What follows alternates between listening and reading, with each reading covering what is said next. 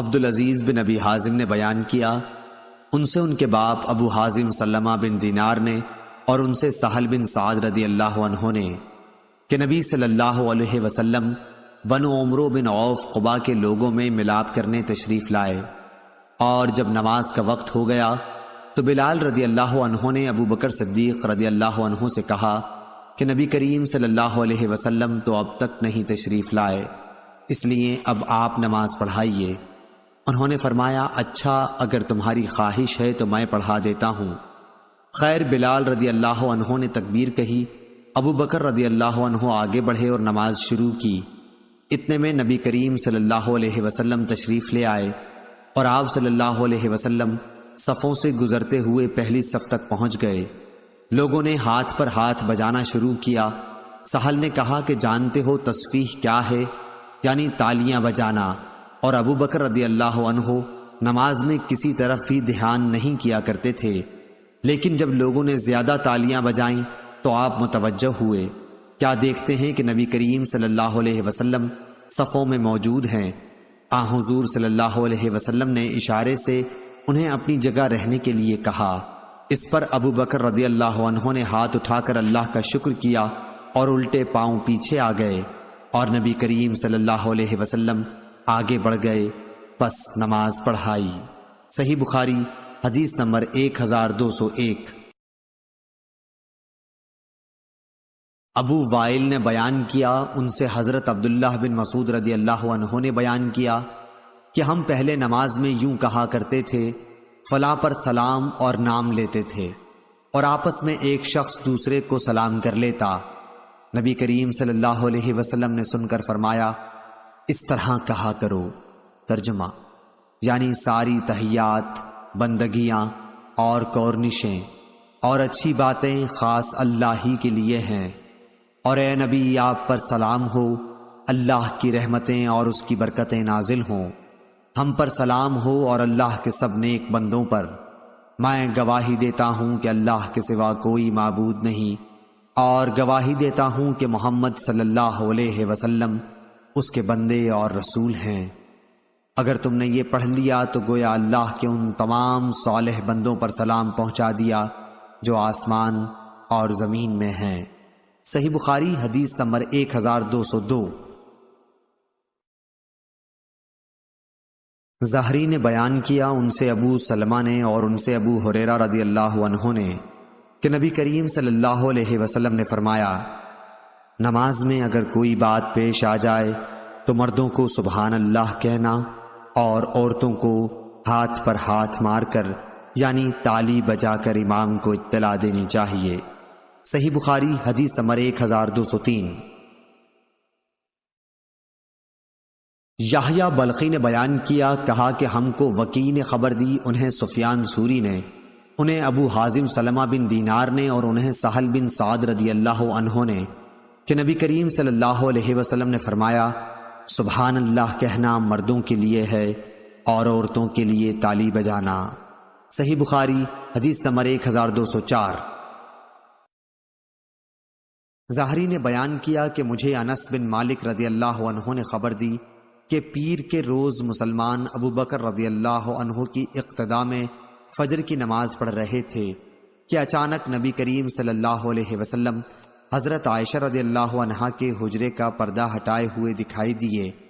آپ صلی اللہ علیہ وسلم نے دیکھا کہ صحابہ رضی اللہ عنہم صف باندھے کھڑے ہوئے ہیں۔ یہ دیکھ کر آپ صلی اللہ علیہ وسلم کھل کر مسکرا دیے۔ ابو بکر رضی اللہ عنہ الٹے پاؤں پیچھے ہٹے۔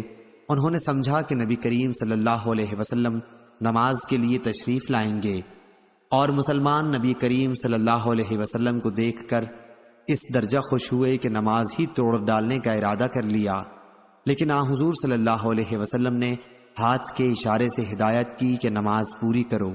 پھر آپ صلی اللہ علیہ وسلم نے پردہ ڈال دیا اور حجرے میں تشریف لے گئے۔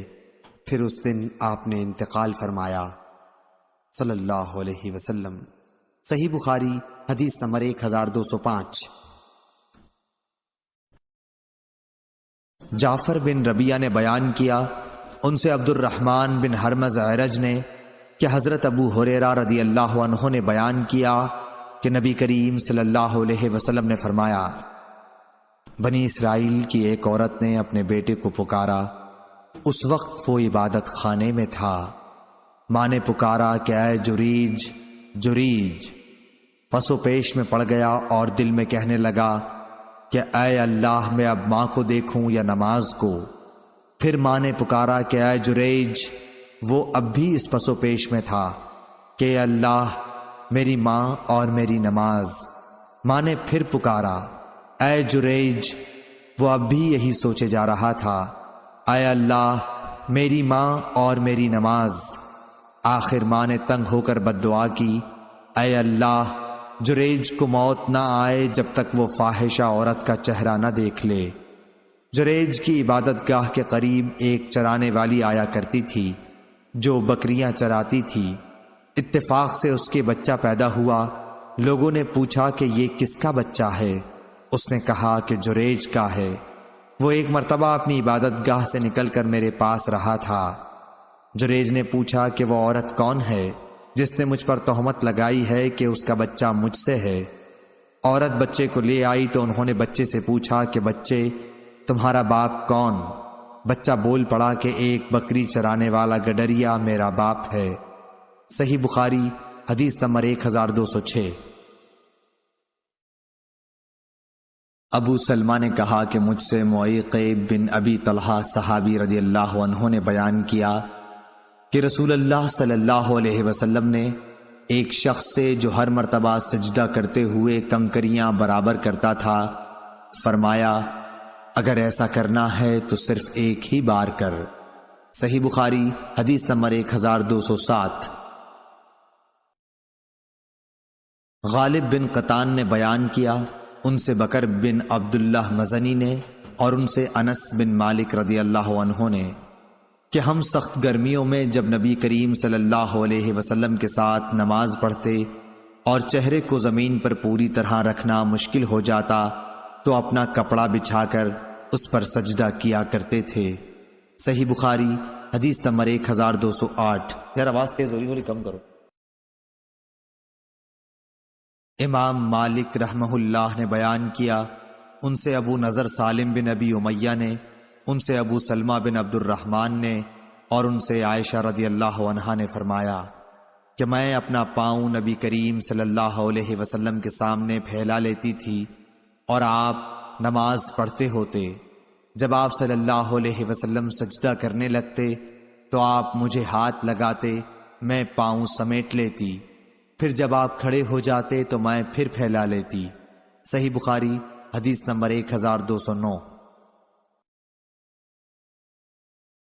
محمد بن زیاد نے بیان کیا، ان سے ابو ہریرہ رضی اللہ عنہ نے نبی کریم صلی اللہ علیہ وسلم سے کہ آپ صلی اللہ علیہ وسلم نے ایک مرتبہ ایک نماز پڑھی، پھر فرمایا کہ میرے سامنے ایک شیطان آ گیا اور کوشش کرنے لگا کہ میری نماز توڑ دے، لیکن اللہ تعالیٰ نے اس کو میرے قابو میں کر دیا۔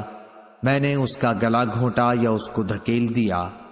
آخر میں میرا ارادہ ہوا کہ اسے مسجد کے ایک ستون سے باندھ دوں اور جب صبح ہو تم بھی دیکھو، لیکن مجھے سلیمان علیہ السلام کی دعا یاد آ گئی، اے اللہ، مجھے ایسی سلطنت عطا کیجئے جو میرے بعد کسی اور کو نہ ملے۔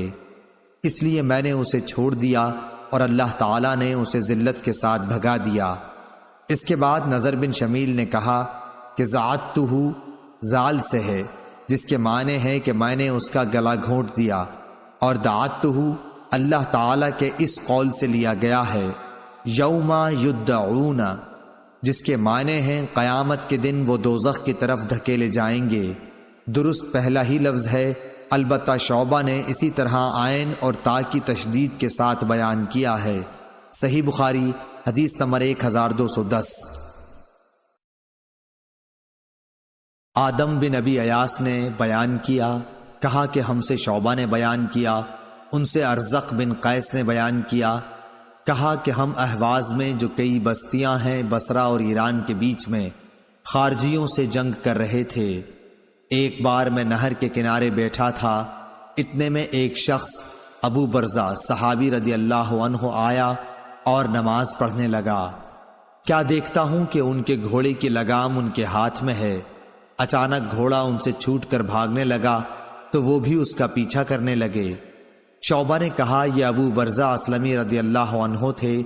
یہ دیکھ کر خوارج میں سے ایک شخص کہنے لگا، اے اللہ اس شیخ کا ناس کر۔ جب وہ شیخ واپس لوٹے تو فرمایا کہ میں نے تمہاری باتیں سن لی ہیں، اور تم کیا چیز ہو؟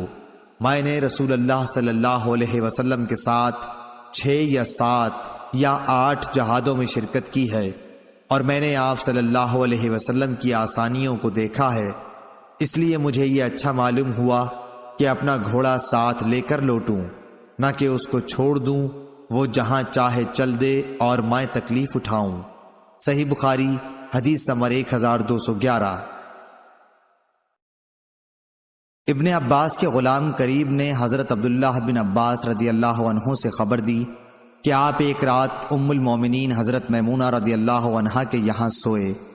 ام المومنین رضی اللہ عنہا آپ کی خالہ تھیں۔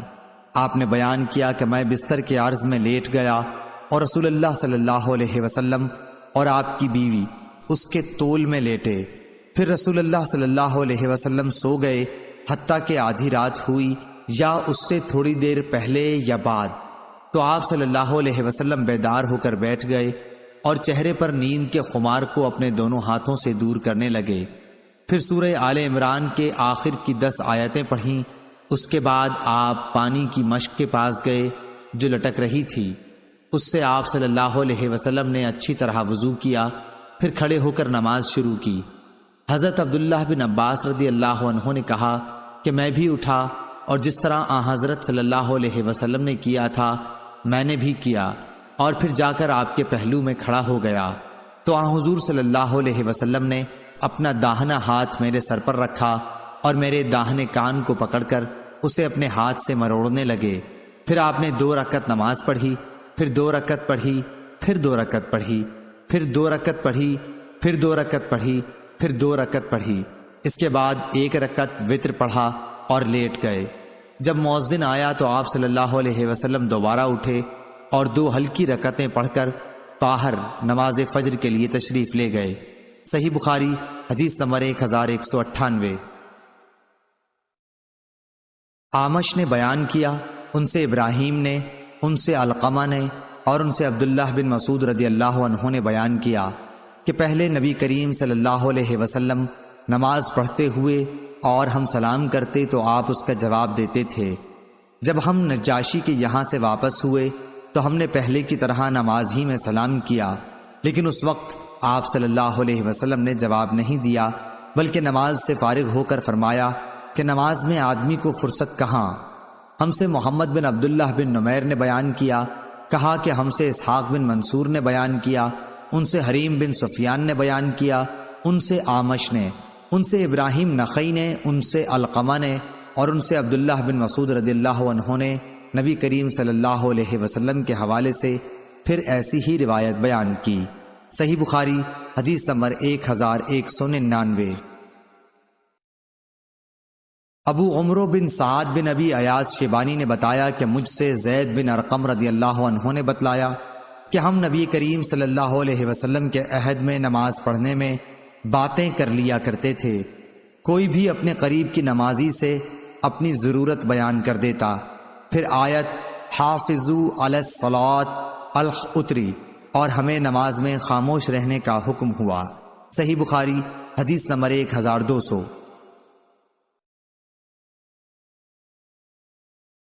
عبدالعزیز بن ابی حازم نے بیان کیا، ان سے ان کے باپ ابو حازم سلمہ بن دینار نے اور ان سے سہل بن سعد رضی اللہ عنہ نے کہ نبی صلی اللہ علیہ وسلم بنو عمرو بن عوف قبا کے لوگوں میں ملاپ کرنے تشریف لائے، اور جب نماز کا وقت ہو گیا تو بلال رضی اللہ عنہ نے ابو بکر صدیق رضی اللہ عنہ سے کہا کہ نبی کریم صلی اللہ علیہ وسلم تو اب تک نہیں تشریف لائے، اس لیے اب آپ نماز پڑھائیے۔ انہوں نے فرمایا، اچھا اگر تمہاری خواہش ہے تو میں پڑھا دیتا ہوں۔ خیر بلال رضی اللہ عنہ نے تکبیر کہی، ابو بکر رضی اللہ عنہ آگے بڑھے اور نماز شروع کی۔ اتنے میں نبی کریم صلی اللہ علیہ وسلم تشریف لے آئے اور آپ صلی اللہ علیہ وسلم صفوں سے گزرتے ہوئے پہلی صف تک پہنچ گئے۔ لوگوں نے ہاتھ پر ہاتھ بجانا شروع کیا۔ سہل نے کہا کہ جانتے ہو تصفیح کیا ہے؟ یعنی تالیاں بجانا۔ اور ابو بکر رضی اللہ عنہ نماز میں کسی طرف بھی دھیان نہیں کیا کرتے تھے، لیکن جب لوگوں نے زیادہ تالیاں بجائیں تو آپ متوجہ ہوئے۔ کیا دیکھتے ہیں کہ نبی کریم صلی اللہ علیہ وسلم صفوں میں موجود ہیں۔ حضور صلی اللہ علیہ وسلم نے اشارے سے انہیں اپنی جگہ رہنے کے لیے کہا۔ اس پر ابو بکر رضی اللہ عنہ نے ہاتھ اٹھا کر اللہ کا شکر کیا اور الٹے پاؤں پیچھے آ گئے، اور نبی کریم صلی اللہ علیہ وسلم آگے بڑھ گئے، پس نماز پڑھائی۔ صحیح بخاری حدیث نمبر 1201۔ ابو وائل نے بیان کیا، ان سے حضرت عبداللہ بن مسعود رضی اللہ عنہ نے بیان کیا کہ ہم پہلے نماز میں یوں کہا کرتے تھے، فلاں پر سلام اور نام لیتے تھے، اور آپس میں ایک شخص دوسرے کو سلام کر لیتا۔ نبی کریم صلی اللہ علیہ وسلم نے سن کر فرمایا، اس طرح کہا کرو۔ ترجمہ یعنی ساری تحیات، بندگیاں اور کورنشیں اور اچھی باتیں خاص اللہ ہی کے لیے ہیں، اور اے نبی آپ پر سلام ہو، اللہ کی رحمتیں اور اس کی برکتیں نازل ہوں۔ ہم پر سلام ہو اور اللہ کے سب نیک بندوں پر۔ میں گواہی دیتا ہوں کہ اللہ کے سوا کوئی معبود نہیں، اور گواہی دیتا ہوں کہ محمد صلی اللہ علیہ وسلم اس کے بندے اور رسول ہیں۔ اگر تم نے یہ پڑھ لیا تو گویا اللہ کے ان تمام صالح بندوں پر سلام پہنچا دیا جو آسمان اور زمین میں ہیں۔ صحیح بخاری حدیث نمبر 1202۔ زہری نے بیان کیا، ان سے ابو سلمہ نے اور ان سے ابو ہریرہ رضی اللہ عنہ نے کہ نبی کریم صلی اللہ علیہ وسلم نے فرمایا، نماز میں اگر کوئی بات پیش آ جائے تو مردوں کو سبحان اللہ کہنا اور عورتوں کو ہاتھ پر ہاتھ مار کر یعنی تالی بجا کر امام کو اطلاع دینی چاہیے۔ صحیح بخاری حدیث نمبر 1203۔ یحییٰ بلخی نے بیان کیا، کہا کہ ہم کو وکی نے خبر دی، انہیں سفیان ثوری نے، انہیں ابو حازم سلمہ بن دینار نے، اور انہیں سہل بن سعد رضی اللہ عنہ نے کہ نبی کریم صلی اللہ علیہ وسلم نے فرمایا، سبحان اللہ کہنا مردوں کے لیے ہے اور عورتوں کے لیے تالی بجانا۔ صحیح بخاری حدیث نمبر 1204۔ زہری نے بیان کیا کہ مجھے انس بن مالک رضی اللہ عنہ نے خبر دی کہ پیر کے روز مسلمان ابو بکر رضی اللہ عنہ کی اقتداء میں فجر کی نماز پڑھ رہے تھے کہ اچانک نبی کریم صلی اللہ علیہ وسلم حضرت عائشہ رضی اللہ عنہا کے حجرے کا پردہ ہٹائے ہوئے دکھائی دیے۔ آپ صلی اللہ علیہ وسلم نے دیکھا کہ صحابہ رضی اللہ عنہم صف باندھے کھڑے ہوئے ہیں۔ یہ دیکھ کر آپ صلی اللہ علیہ وسلم کھل کر مسکرا دیے۔ ابو بکر رضی اللہ عنہ الٹے پاؤں پیچھے ہٹے۔ انہوں نے سمجھا کہ نبی کریم صلی اللہ علیہ وسلم نماز کے لیے تشریف لائیں گے، اور مسلمان نبی کریم صلی اللہ علیہ وسلم کو دیکھ کر اس درجہ خوش ہوئے کہ نماز ہی توڑ ڈالنے کا ارادہ کر لیا، لیکن حضور صلی اللہ علیہ وسلم نے ہاتھ کے اشارے سے ہدایت کی کہ نماز پوری کرو۔ پھر آپ صلی اللہ علیہ وسلم نے پردہ ڈال دیا اور حجرے میں تشریف لے گئے۔ پھر اس دن آپ نے انتقال فرمایا صلی اللہ علیہ وسلم۔ صحیح بخاری حدیث نمبر 1205۔ جعفر بن ربیعہ نے بیان کیا، ان سے عبد الرحمن بن حرمز عرج نے کہ حضرت ابو ہریرہ رضی اللہ عنہ نے بیان کیا کہ نبی کریم صلی اللہ علیہ وسلم نے فرمایا، بنی اسرائیل کی ایک عورت نے اپنے بیٹے کو پکارا، اس وقت وہ عبادت خانے میں تھا۔ ماں نے پکارا کہ اے جریج جریج، پس و پیش میں پڑ گیا اور دل میں کہنے لگا کہ اے اللہ، میں اب ماں کو دیکھوں یا نماز کو؟ پھر ماں نے پکارا کہ اے جریج، وہ اب بھی اس پس و پیش میں تھا کہ اللہ، میری ماں اور میری نماز۔ ماں نے پھر پکارا اے جریج، وہ اب بھی یہی سوچے جا رہا تھا، اے اللہ، میری ماں اور میری نماز۔ آخر ماں نے تنگ ہو کر بد دعا کی، اے اللہ، جریج کو موت نہ آئے جب تک وہ فاحشہ عورت کا چہرہ نہ دیکھ لے۔ جریج کی عبادت گاہ کے قریب ایک چرانے والی آیا کرتی تھی جو بکریاں چراتی تھی۔ اتفاق سے اس کے بچہ پیدا ہوا۔ لوگوں نے پوچھا کہ یہ کس کا بچہ ہے؟ اس نے کہا کہ جریج کا ہے۔ وہ ایک مرتبہ اپنی عبادت گاہ سے نکل کر میرے پاس رہا تھا۔ جریج نے پوچھا کہ وہ عورت کون ہے جس نے مجھ پر تہمت لگائی ہے کہ اس کا بچہ مجھ سے ہے؟ عورت بچے کو لے آئی تو انہوں نے بچے سے پوچھا کہ بچے تمہارا باپ کون؟ بچہ بول پڑا کہ ایک بکری چرانے والا گڈریا میرا باپ ہے۔ صحیح بخاری حدیث نمبر 1206۔ ابو سلمہ نے کہا کہ مجھ سے معیقب بن ابی طلحہ صحابی رضی اللہ عنہ نے بیان کیا کہ رسول اللہ صلی اللہ علیہ وسلم نے ایک شخص سے جو ہر مرتبہ سجدہ کرتے ہوئے کنکریاں برابر کرتا تھا فرمایا اگر ایسا کرنا ہے تو صرف ایک ہی بار کر۔ صحیح بخاری حدیث نمبر 1207۔ غالب بن قطان نے بیان کیا، ان سے بکر بن عبداللہ مزنی نے اور ان سے انس بن مالک رضی اللہ عنہ نے کہ ہم سخت گرمیوں میں جب نبی کریم صلی اللہ علیہ وسلم کے ساتھ نماز پڑھتے اور چہرے کو زمین پر پوری طرح رکھنا مشکل ہو جاتا تو اپنا کپڑا بچھا کر اس پر سجدہ کیا کرتے تھے۔ صحیح بخاری حدیث نمبر 1208۔ یار آواز تیز ہو رہی، تھوڑی کم کرو۔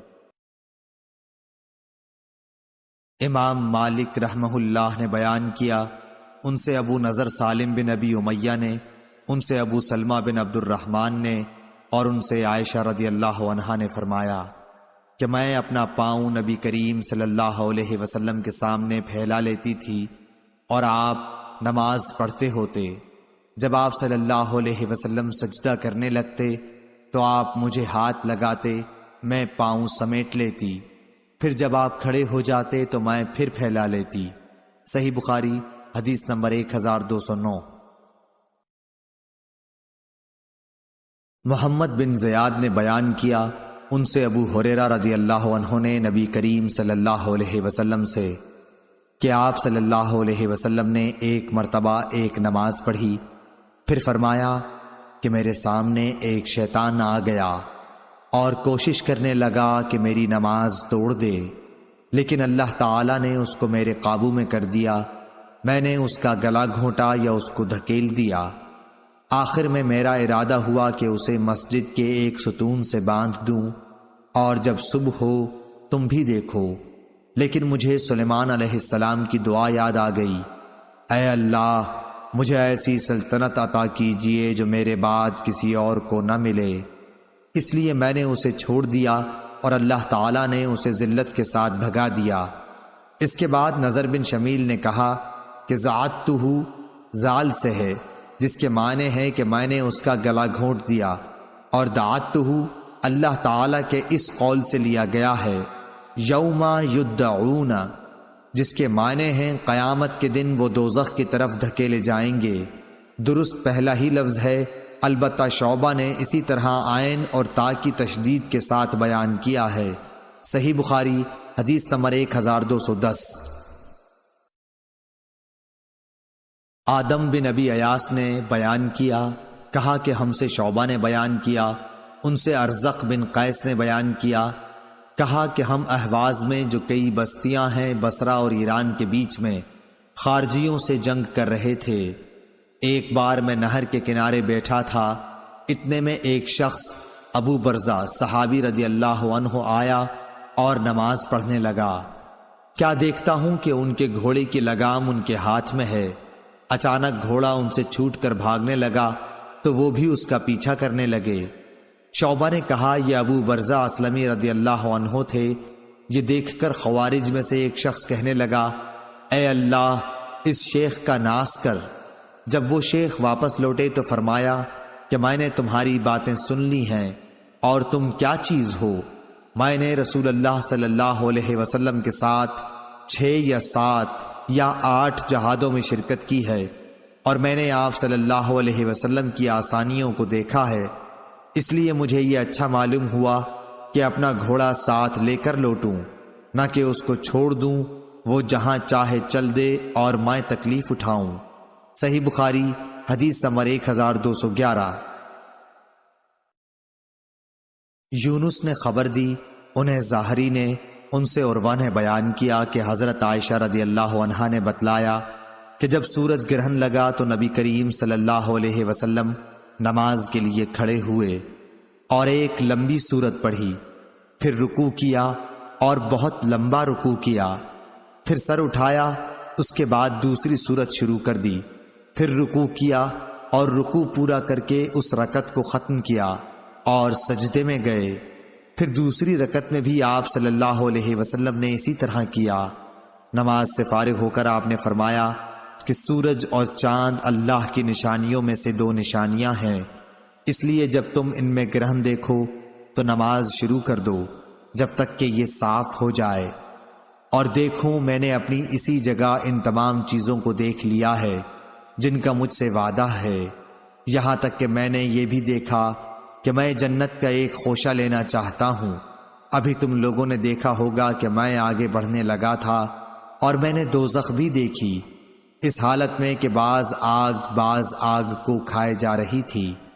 تم لوگوں نے دیکھا ہوگا کہ جہنم کے اس ہولناک منظر کو دیکھ کر میں پیچھے ہٹ گیا تھا۔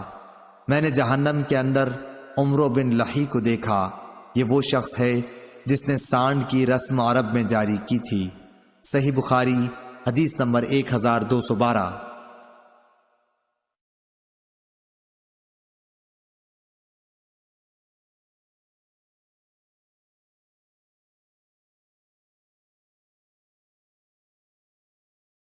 حماد بن زید نے بیان کیا، ان سے ایوب سختیانی نے، ان سے نافع نے، ان سے حضرت عبداللہ بن عمر رضی اللہ عنہ نے کہ نبی کریم صلی اللہ علیہ وسلم نے ایک دفعہ مسجد میں قبلے کی طرف رینٹ دیکھی۔ آپ صلی اللہ علیہ وسلم مسجد میں موجود لوگوں پر بہت ناراض ہوئے اور فرمایا کہ اللہ تعالیٰ تمہارے سامنے ہے، اس لیے نماز میں تھوکا نہ کرو، یا یہ فرمایا کہ رینٹ نہ نکالا کرو۔ پھر آپ اترے، خود ہی اپنے ہاتھ سے اسے کھرچ ڈالا۔ ابن عمر رضی اللہ عنہ نے کہا کہ جب کسی کو تھوکنا ہی ضروری ہو تو اپنی بائیں طرف تھوک لے۔ صحیح بخاری حدیث نمبر 1213۔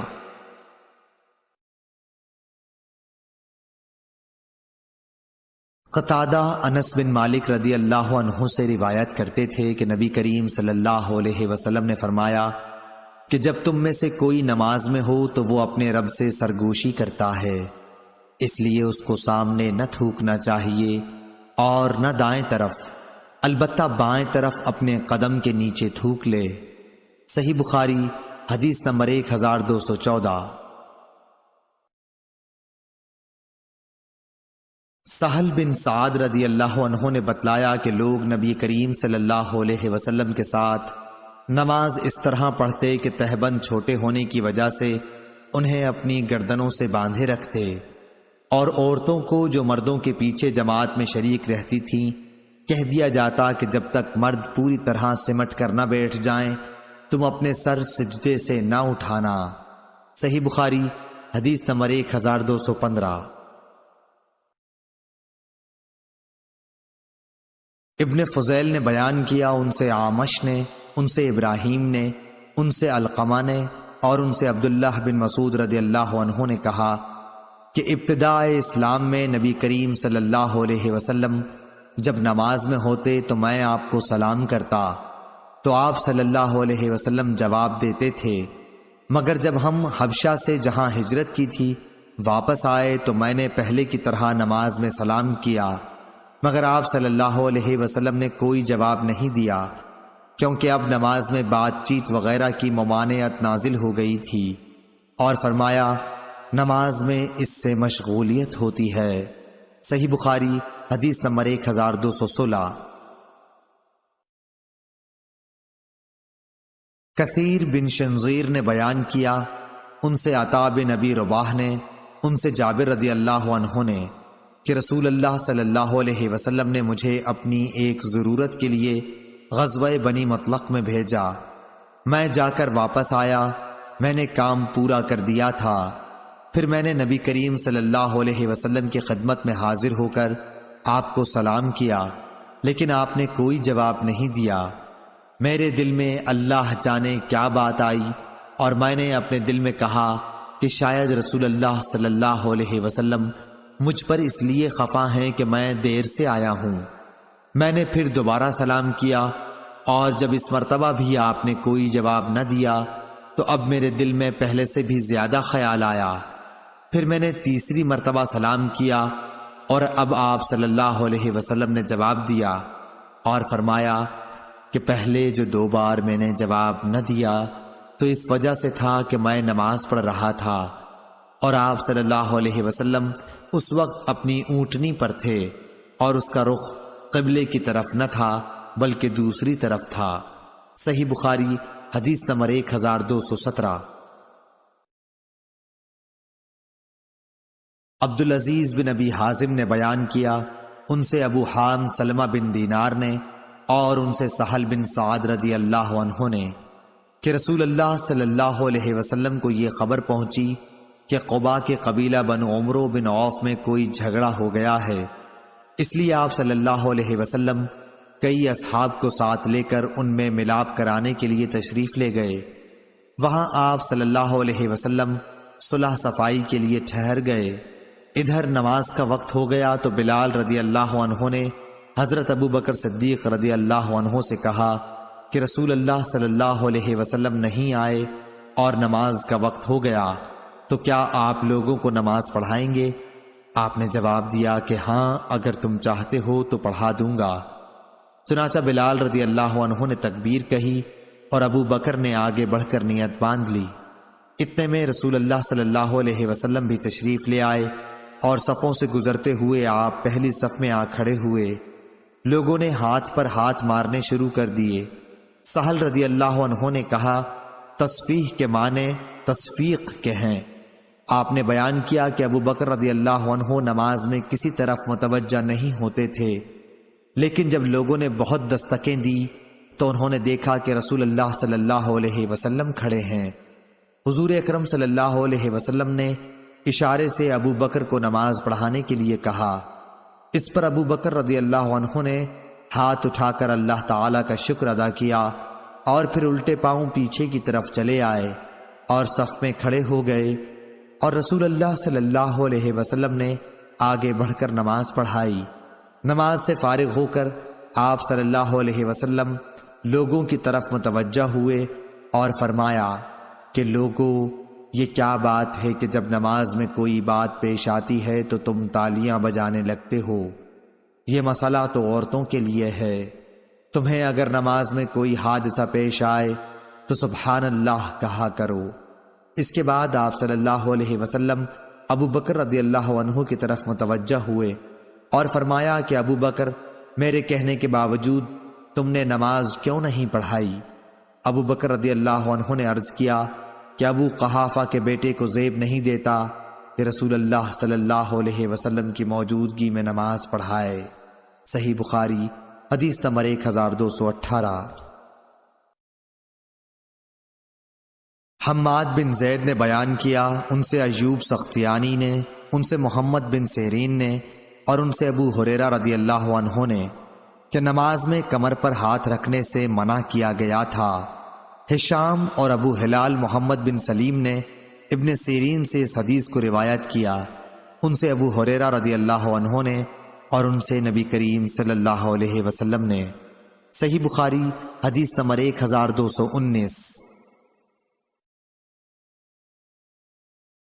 یحییٰ بن سعید قطان نے بیان کیا، ان سے ہشام بن حسان فردوسی نے بیان کیا، ان سے محمد بن سیرین نے بیان کیا اور ان سے ابو ہریرہ رضی اللہ عنہ نے کیا حضرت صلی اللہ علیہ وسلم نے کمر پر ہاتھ رکھ کر نماز پڑھنے سے منع فرمایا۔ صحیح بخاری حدیث نمبر 1220۔ روح بن عبادہ نے کہا کہ ہم سے عمر نے جو سعید کے بیٹے ہیں، انہوں نے کہا کہ مجھے ابن ابی ملیکہ نے خبر دی عقبہ بن حارث رضی اللہ عنہ سے، انہوں نے کہا کہ میں نے نبی کریم صلی اللہ علیہ وسلم کے ساتھ عصر کی نماز پڑھی۔ آپ صلی اللہ علیہ وسلم سلام پھیرتے ہی بڑی تیزی سے اٹھے اور اپنی ایک بیوی کے حجرے میں تشریف لے گئے۔ پھر باہر تشریف لائے۔ آپ صلی اللہ علیہ وسلم نے اپنی جلدی پر اس تعجب و حیرت کو محسوس کیا جو صحابہ کے چہروں سے ظاہر ہو رہا تھا۔ اس لیے آپ صلی اللہ علیہ وسلم نے فرمایا کہ نماز میں مجھے سونے کا ڈلا یاد آ گیا جو ہمارے پاس تقسیم سے باقی رہ گیا تھا۔ مجھے برا معلوم ہوا کہ ہمارے پاس وہ شام تک یا رات تک رہ جائے، اس لیے میں نے اسے تقسیم کرنے کا حکم دے دیا۔ صحیح بخاری حدیث نمبر 1221۔ یحییٰ بن بکیر نے بیان کیا، کہا کہ ہم سے لیث نے، ان سے جعفر بن ربیعہ نے، اور ان سے اعرج نے، اور ان سے حضرت ابو ہریرہ رضی اللہ عنہ نے کہ رسول اللہ صلی اللہ علیہ وسلم نے فرمایا کہ جب نماز کے لیے اذان دی جاتی ہے تو شیطان پیٹھ موڑ کر ریاح خارج کرتا ہوا بھاگتا ہے تاکہ اذان نہ سن سکے۔ جب مؤذن چپ ہو جاتا ہے تو مردود پھر آ جاتا ہے، اور جب جماعت کھڑی ہونے لگتی ہے اور تکبیر کہی جاتی ہے تو پھر بھاگ جاتا ہے، لیکن جب مؤذن چپ ہو جاتا ہے تو پھر آ جاتا ہے، اور آدمی کے دل میں برابر وساوس پیدا کرتا رہتا ہے، کہتا ہے کہ فلاں فلاں بات یاد کر۔ کمبخت وہ باتیں یاد دلاتا ہے جو اس کے ذہن میں بھی نہ تھیں۔ اس طرح نمازی کو یہ بھی یاد نہیں رہتا کہ اس نے کتنی رکعتیں پڑھی ہیں۔ ابو سلمہ بن عبد الرحمن نے کہا کہ جب کوئی یہ بھول جائے کہ کتنی رکعتیں پڑھی ہیں تو بیٹھے بیٹھے سہو کے 2 سجدے کر لے۔ ابو سلمہ نے یہ ابو ہریرہ رضی اللہ عنہ سے سنا تھا۔ صحیح بخاری حدیث نمبر 1222۔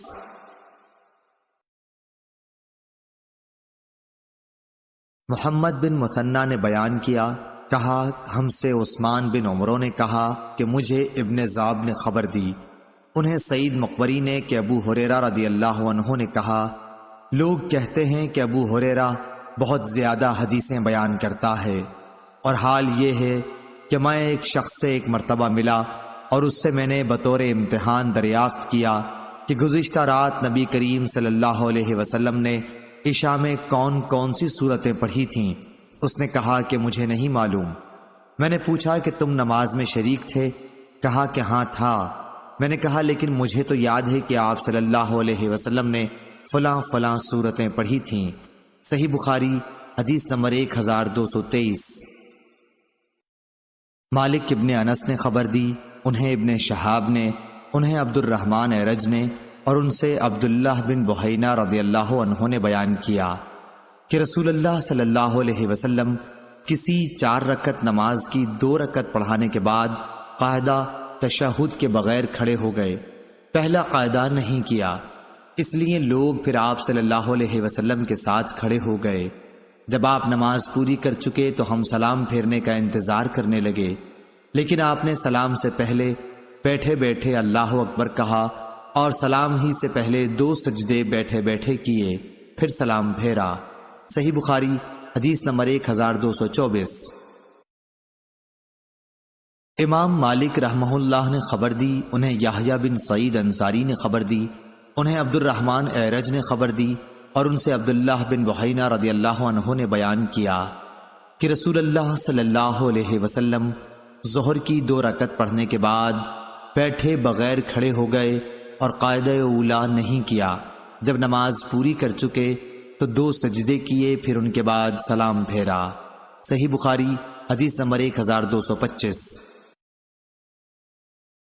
شعبہ نے بیان کیا، ان سے حکم نے، ان سے ابراہیم نخعی نے، ان سے علقمہ نے، اور ان سے عبداللہ بن مسعود رضی اللہ عنہ نے کہ رسول اللہ صلی اللہ علیہ وسلم نے ظہر میں 5 رکعت پڑھ لیں۔ اس لیے آپ سے پوچھا گیا کہ کیا نماز کی رکعتیں زیادہ ہو گئی ہیں؟ آپ صلی اللہ علیہ وسلم نے فرمایا کہ کیا بات ہے؟ کہنے والے نے کہا کہ آپ صلی اللہ علیہ وسلم نے 5 رکعتیں پڑھی ہیں۔ اس پر آپ صلی اللہ علیہ وسلم نے سلام کے بعد 2 سجدے کیے۔ صحیح بخاری حدیث نمبر 1226۔ شعبہ نے بیان کیا، ان سے سعد بن ابراہیم نے، ان سے ابو سلمہ نے، اور ان سے حضرت ابو ہریرہ رضی اللہ عنہ نے کہ نبی صلی اللہ علیہ وسلم نے ظہر یا عصر کی نماز پڑھائی۔ جب آپ صلی اللہ علیہ وسلم نے سلام پھیرا تو ذوالیدین کہنے لگا کہ یا رسول اللہ صلی اللہ علیہ وسلم، کیا نماز کی رکعتیں گھٹ گئی ہیں؟ کیونکہ آپ صلی اللہ علیہ وسلم نے بھول کر صرف 2 رکعتوں پر سلام پھیر دیا تھا۔ نبی کریم صلی اللہ علیہ وسلم نے اپنے اصحاب سے دریافت کیا کہ کیا یہ سچ کہتے ہیں؟ صحابہ رضی اللہ عنہم نے کہا جی ہاں۔ تب نبی کریم صلی اللہ علیہ وسلم نے 2 رکعت اور پڑھائیں، پھر 2 سجدے کیے۔ سعد نے بیان کیا کہ عروہ بن زبیر کو میں نے دیکھا کہ آپ نے مغرب کی 2 رکعتیں پڑھ کر سلام پھیر دیا اور باتیں بھی کیں، پھر باقی 1 رکعت پڑھی اور 2 سجدے کیے، اور فرمایا کہ نبی کریم صلی اللہ علیہ وسلم نے اسی طرح کیا تھا۔ صحیح بخاری حدیث نمبر 1227۔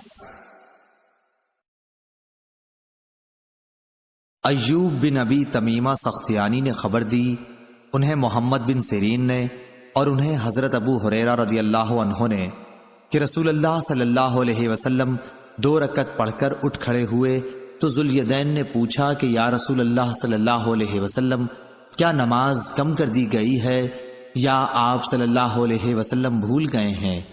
رسول اللہ صلی اللہ علیہ وسلم نے لوگوں سے پوچھا کہ کیا ذوالیدین سچ کہتے ہیں؟ لوگوں نے کہا جی ہاں۔ یہ سن کر رسول اللہ صلی اللہ علیہ وسلم کھڑے ہوئے اور 2 رکعت جو رہ گئی تھیں ان کو پڑھا، پھر سلام پھیرا، پھر اللہ اکبر کہا اور پھر اپنے سجدے کی طرح یعنی نماز کے معمولی سجدے کی طرح سجدہ کیا یا اس سے لمبا، پھر سر اٹھایا۔ صحیح بخاری حدیث نمبر 1228۔ محمد بن سیرین نے بیان کیا، ان سے ابو ہریرہ رضی اللہ عنہ نے بیان کیا کہ نبی کریم صلی اللہ علیہ وسلم نے تیسرے پہر کی 2 نمازوں ظہر یا عصر میں سے کوئی نماز پڑھی۔ میرا غالب گمان یہ ہے کہ وہ عصر ہی کی نماز تھی۔ اس میں آپ صلی اللہ علیہ وسلم نے صرف 2 ہی رکعت پر سلام پھیر دیا، پھر آپ ایک درخت کے تنے سے جو مسجد کی اگلی صف میں تھا ٹیک لگا کر کھڑے ہو گئے۔ آپ اپنا ہاتھ اس پر رکھے ہوئے تھے۔ حاضرین میں ابو بکر اور عمر رضی اللہ عنہ بھی موجود تھے، لیکن انہیں بھی کچھ کہنے کی ہمت نہیں ہوئی۔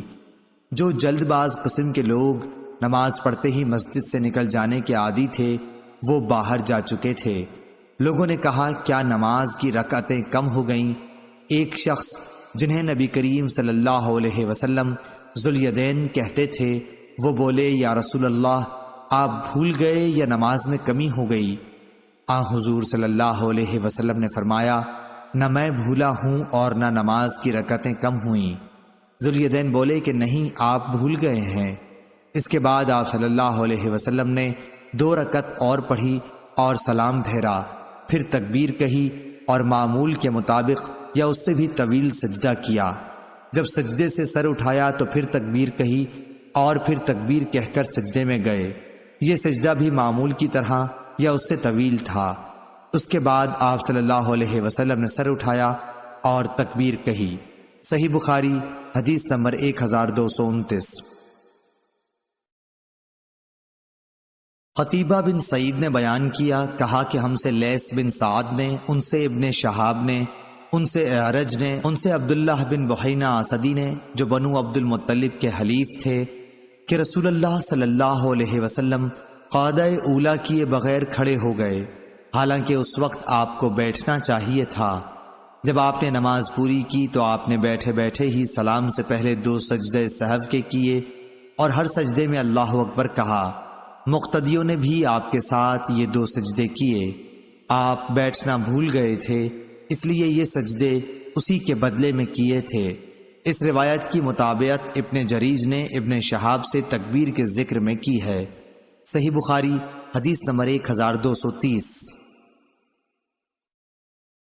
ہشام بن ابی عبداللہ دستوائی نے بیان کیا، ان سے یحییٰ بن ابی کثیر نے، ان سے ابو سلمہ نے اور ان سے حضرت ابو ہریرہ رضی اللہ عنہ نے کہ رسول اللہ صلی اللہ علیہ وسلم نے فرمایا کہ جب نماز کے لیے اذان ہوتی ہے تو شیطان ہوا خارج کرتا ہوا بھاگتا ہے تاکہ اذان نہ سنے۔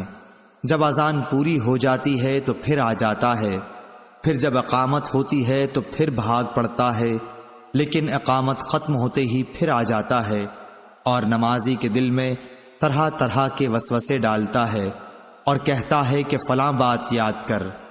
اسی طرح اسے وہ باتیں یاد دلاتا ہے جو اس کے ذہن میں نہیں تھیں، لیکن دوسری طرف نمازی کو یہ بھی یاد نہیں رہتا کہ کتنی رکعتیں اس نے پڑھی ہیں۔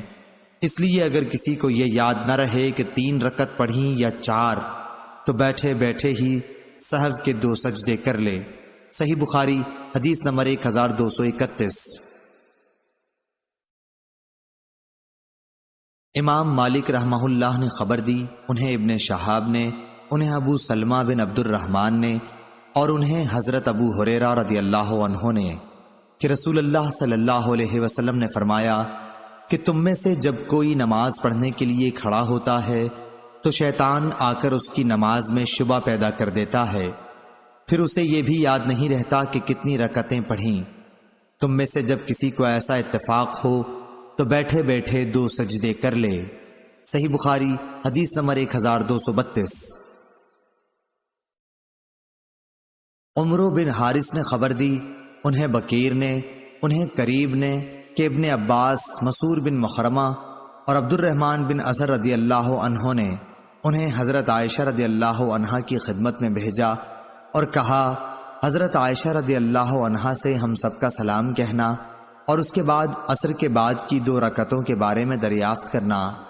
انہیں یہ بھی بتا دینا کہ ہمیں خبر ہوئی ہے کہ آپ یہ 2 رکعتیں پڑھتی ہیں، حالانکہ ہمیں حضرت صلی اللہ علیہ وسلم سے یہ حدیث پہنچی ہے کہ نبی کریم صلی اللہ علیہ وسلم نے ان 2 رکعتوں سے منع کیا ہے۔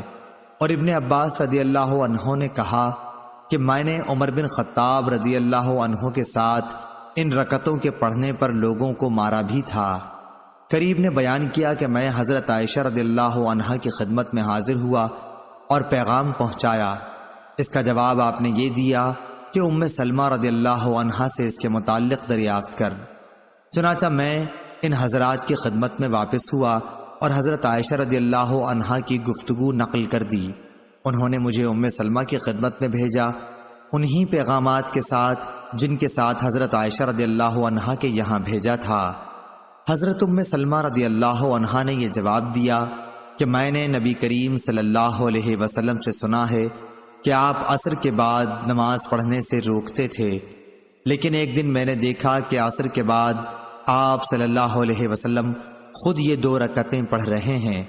اس کے بعد آپ میرے گھر تشریف لائے، میرے پاس انصار کے قبیلے بنو حرام کی چند عورتیں بیٹھی ہوئی تھیں، اس لیے میں نے ایک باندی کو آپ صلی اللہ علیہ وسلم کی خدمت میں بھیجا۔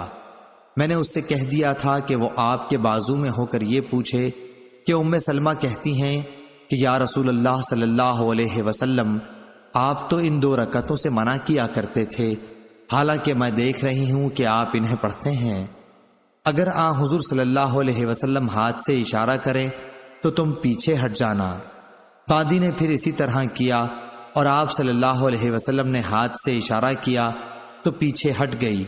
پھر جب آپ فارغ ہوئے تو آپ صلی اللہ علیہ وسلم نے ام سلمہ رضی اللہ عنہا سے فرمایا کہ اے ابو امیہ کی بیٹی، تم نے عصر کے بعد کی 2 رکعتوں کے متعلق پوچھا۔ بات یہ ہے کہ میرے پاس عبد القیس کے کچھ لوگ آ گئے تھے اور ان کے ساتھ بات کرنے میں ظہر کے بعد کی 2 رکعتیں نہیں پڑھ سکا تھا، سو یہ وہی 2 رکعت ہیں۔ صحیح بخاری حدیث نمبر 1233۔ یعقوب بن عبد الرحمن نے بیان کیا، ان سے ابو حازم سلمہ بن دینار نے، ان سے سہل بن سعد سعدی رضی اللہ عنہ نے بیان کیا کہ رسول اللہ صلی اللہ علیہ وسلم کو خبر پہنچی کہ بنی عمرو بن عوف کے لوگوں میں باہم کوئی جھگڑا پیدا ہو گیا ہے، تو آپ چند صحابہ رضوان اللہ علیہم کے ساتھ ملاپ کرانے کے لیے وہاں تشریف لے گئے۔ رسول اللہ صلی اللہ علیہ وسلم ابھی مشغول ہی تھے کہ نماز کا وقت ہو گیا، اس لیے بلال رضی اللہ عنہ نے حضرت ابو بکر رضی اللہ عنہ سے کہا کہ رسول اللہ صلی اللہ علیہ وسلم ابھی تک تشریف نہیں لائے، ادھر نماز کا وقت ہو گیا ہے، کیا آپ لوگوں کی امامت کریں گے؟ انہوں نے کہا کہ ہاں اگر تم چاہو۔ چنانچہ بلال رضی اللہ عنہ نے تکبیر کہی اور حضرت ابو بکر رضی اللہ عنہ نے آگے بڑھ کر تکبیر تحریمہ کہی۔ اتنے میں رسول اللہ صلی اللہ علیہ وسلم بھی صفوں سے گزرتے ہوئے پہلی صف میں آ کر کھڑے ہو گئے۔ لوگوں نے حضرت ابو بکر رضی اللہ عنہ کو آگاہ کرنے کے لیے ہاتھ پر ہاتھ بجانے شروع کر دیے، لیکن حضرت ابو بکر رضی اللہ عنہ نماز میں کسی طرف دھیان نہیں دیا کرتے تھے۔ جب لوگوں نے بہت تالیاں بجائیں تو آپ متوجہ ہوئے اور کیا دیکھتے ہیں کہ رسول اللہ صلی اللہ علیہ وسلم کھڑے ہیں۔ حضور صلی اللہ علیہ وسلم نے اشارے سے انہیں نماز پڑھائے رہنے کے لیے کہا۔ اس پر ابو بکر رضی اللہ عنہ نے ہاتھ اٹھا کر اللہ تعالیٰ کا شکر ادا کیا اور الٹے پاؤں پیچھے کی طرف آ کر صف میں کھڑے ہو گئے۔ پھر رسول اللہ صلی اللہ علیہ وسلم نے آگے بڑھ کر نماز پڑھائی۔ نماز کے بعد آپ نے فرمایا، لوگوں، نماز میں ایک امر پیش آیا تو تم لوگ ہاتھ پر ہاتھ کیوں مارنے لگے تھے؟ یہ دستک دینا تو صرف عورتوں کے لیے ہے۔ جس کو نماز میں کوئی حادثہ پیش آئے تو سبحان اللہ کہے، کیونکہ جب بھی کوئی سبحان اللہ سنے گا وہ ادھر خیال کرے گا۔ اور اے ابو بکر، میرے اشارے کے باوجود لوگوں کو نماز کیوں نہیں پڑھاتے رہے؟ ابو بکر رضی اللہ عنہ نے عرض کیا کہ بھلا ابو قحافہ کے بیٹے کی کیا مجال تھی کہ رسول اللہ صلی اللہ علیہ وسلم کے آگے نماز پڑھائے۔ صحیح بخاری حدیث نمبر 1234۔ عبداللہ بن وہب نے بیان کیا، ان سے سفیان سوری نے، ان سے ہشام بن عروہ نے، ان سے فاطمہ بنت منذر نے، اور ان سے اسماء بنت ابی بکر رضی اللہ عنہ نے بیان کیا، کہ میں حضرت عائشہ رضی اللہ عنہا کے پاس گئی۔ اس وقت وہ کھڑی نماز پڑھ رہی تھیں، لوگ بھی کھڑے نماز پڑھ رہے تھے۔ میں نے پوچھا کہ کیا بات ہوئی، تو انہوں نے سر سے آسمان کی طرف اشارہ کیا۔ میں نے پوچھا کہ کیا کوئی نشانی ہے، تو انہوں نے اپنے سر کے اشارے سے کہا کہ ہاں۔ صحیح بخاری حدیث نمبر 1235۔ امام مالک نے بیان کیا، ان سے ہشام نے، ان سے ان کے باپ عروہ بن زبیر نے، اور ان سے نبی کریم صلی اللہ علیہ وسلم کی زوجہ مطہرہ حضرت عائشہ صدیقہ رضی اللہ عنہا نے بیان کیا کہ رسول اللہ صلی اللہ علیہ وسلم بیمار تھے، اس لیے آپ صلی اللہ علیہ وسلم نے گھر ہی میں بیٹھ کر نماز پڑھی۔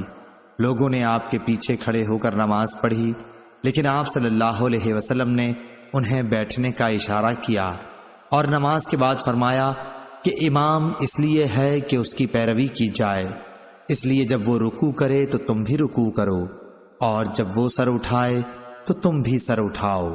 صحیح بخاری حدیث نمبر 1236۔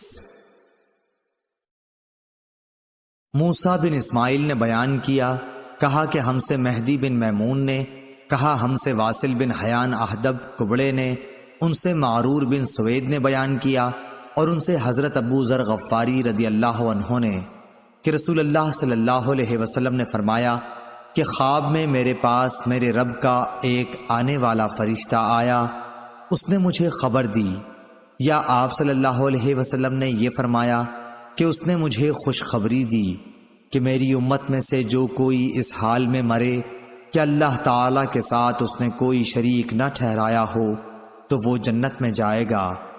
اس پر میں نے پوچھا، اگرچہ اس نے زنا کیا ہو، اگرچہ اس نے چوری کی ہو؟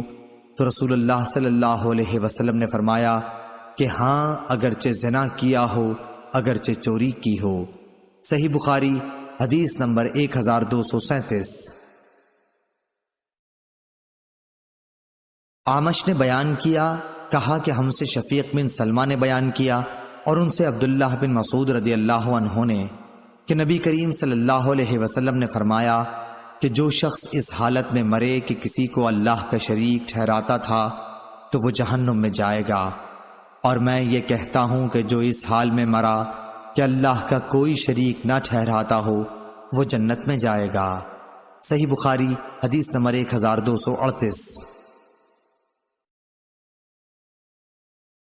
شعبہ نے بیان کیا، ان سے اشعث بن ابی شعشع نے، انہوں نے کہا کہ میں نے معاویہ بن سوید بن مقرن سے سنا، وہ برا بن عازب رضی اللہ عنہ سے نقل کرتے تھے کہ ہمیں نبی کریم صلی اللہ علیہ وسلم نے 7 کاموں کا حکم دیا، اور 7 کاموں سے روکا۔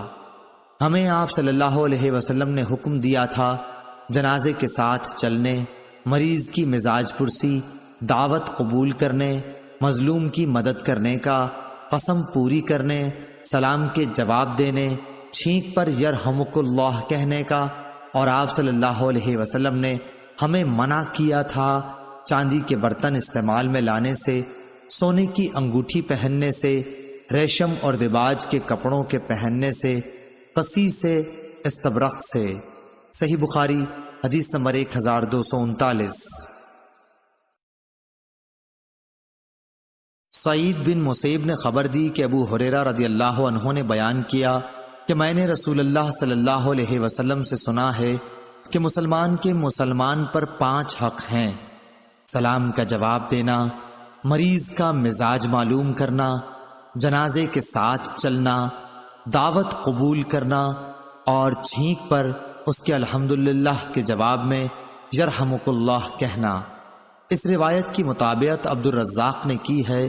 انہوں نے کہا کہ مجھے معمر نے خبر دی تھی، اور اس کی روایت سلامہ نے بھی عقیل سے کی ہے۔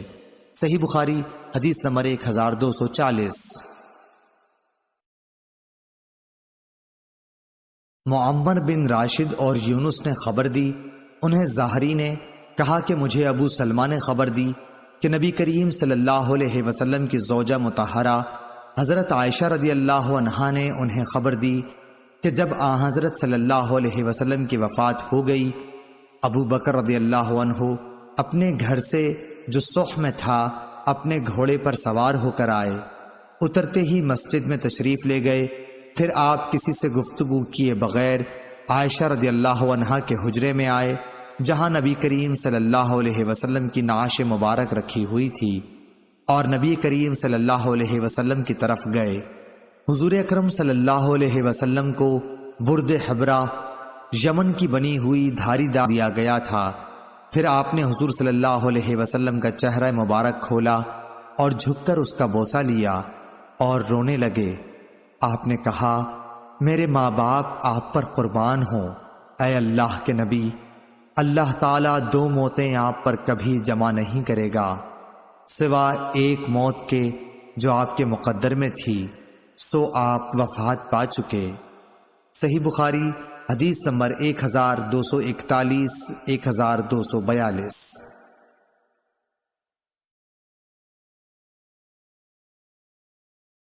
معمر بن راشد اور یونس نے خبر دی، انہیں ظاہری نے کہا کہ مجھے ابو سلمہ نے خبر دی کہ نبی کریم صلی اللہ علیہ وسلم کی زوجہ مطہرہ حضرت عائشہ رضی اللہ عنہا نے انہیں خبر دی کہ جب حضرت صلی اللہ علیہ وسلم کی وفات ہو گئی، ابو بکر رضی اللہ عنہ اپنے گھر سے جو صح میں تھا اپنے گھوڑے پر سوار ہو کر آئے، اترتے ہی مسجد میں تشریف لے گئے، پھر آپ کسی سے گفتگو کیے بغیر عائشہ رضی اللہ عنہا کے حجرے میں آئے جہاں نبی کریم صلی اللہ علیہ وسلم کی نعش مبارک رکھی ہوئی تھی، اور نبی کریم صلی اللہ علیہ وسلم کی طرف گئے۔ حضور اکرم صلی اللہ علیہ وسلم کو برد حبرہ یمن کی بنی ہوئی دھاری دار چادر سے ڈھانک دیا گیا تھا۔ پھر آپ نے حضور صلی اللہ علیہ وسلم کا چہرہ مبارک کھولا اور جھک کر اس کا بوسہ لیا اور رونے لگے۔ آپ نے کہا، میرے ماں باپ آپ پر قربان ہوں، اے اللہ کے نبی، اللہ تعالیٰ 2 موتیں آپ پر کبھی جمع نہیں کرے گا سوا ایک موت کے جو آپ کے مقدر میں تھی، سو آپ وفات پا چکے۔ صحیح بخاری حدیث نمبر 1241 1242۔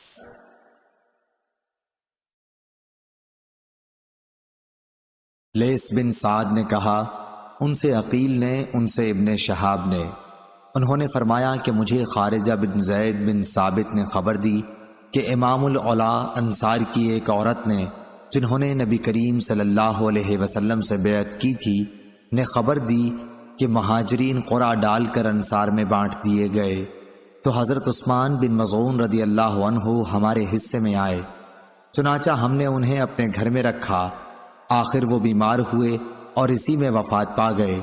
وفات کے بعد غسل دیا گیا اور کفن میں لپیٹ دیا گیا تو رسول اللہ صلی اللہ علیہ وسلم تشریف لائے۔ میں نے کہا ابو صاحب آپ پر اللہ کی رحمتیں ہوں، میری آپ کے متعلق شہادت یہ ہے کہ اللہ تعالیٰ نے آپ کی عزت فرمائی ہے۔ اس پر نبی کریم صلی اللہ علیہ وسلم نے فرمایا تمہیں کیسے معلوم ہوا کہ اللہ تعالیٰ نے ان کی عزت فرمائی ہے؟ میں نے کہا یا رسول اللہ میرے ماں باپ آپ پر قربان ہوں، پھر کس کی اللہ تعالیٰ عزت افزائی کرے گا؟ آپ نے فرمایا اس میں شبہ نہیں کہ ان کی موت آ چکی، قسم اللہ کی میں بھی ان کے لیے خیر ہی کی امید رکھتا ہوں، لیکن واللہ مجھے خود اپنے متعلق بھی معلوم نہیں کہ میرے ساتھ کیا معاملہ ہوگا، حالانکہ میں اللہ کا رسول ہوں۔ ام العلا نے کہا کہ خدا کی قسم اب میں کبھی کسی کے متعلق اس طرح کی گواہی نہیں دوں گی۔ صحیح بخاری حدیث نمبر 1243۔ شعبہ نے بیان کیا، انہوں نے کہا کہ میں نے محمد بن منقدر سے سنا، انہوں نے کہا کہ میں نے جابر بن عبداللہ رضی اللہ عنہ سے سنا، انہوں نے کہا کہ جب میرے والد شہید کر دیے گئے تو میں ان کے چہرے پر پڑا ہوا کپڑا کھولتا اور روتا تھا، دوسرے لوگ تو مجھے اس سے روکتے تھے لیکن نبی کریم صلی اللہ علیہ وسلم کچھ نہیں کہہ رہے تھے۔ آخر میری چچی فاطمہ رضی اللہ عنہا بھی رونے لگی تو نبی کریم صلی اللہ علیہ وسلم نے فرمایا کہ تم لوگ رو یا چپ رہو، جب تک تم لوگ میت کو اٹھاتے نہیں ملائکہ تو برابر اس پر اپنے پروں کا سایہ کیے ہوئے ہیں۔ اس روایت کی مطابقت شعبہ کے ساتھ ابن جریج نے کی، انہیں ابن منقدر نے خبر دی اور انہوں نے جابر رضی اللہ عنہ سے سنا۔ صحیح بخاری حدیث نمبر 1244۔ مالک نے بیان کیا، ان سے ابن شہاب نے، ان سے سعید بن مسیب نے، ان سے ابو ہریرہ رضی اللہ عنہ نے کہ رسول اللہ صلی اللہ علیہ وسلم نے نجاشی کی وفات کی خبر اسی دن دی جس دن اس کی وفات ہوئی تھی۔ پھر آپ نماز پڑھنے کی جگہ گئے اور لوگوں کے ساتھ صف باندھ کر جنازے کی نماز میں 4 تکبیریں کہیں۔ صحیح بخاری حدیث نمبر 1245۔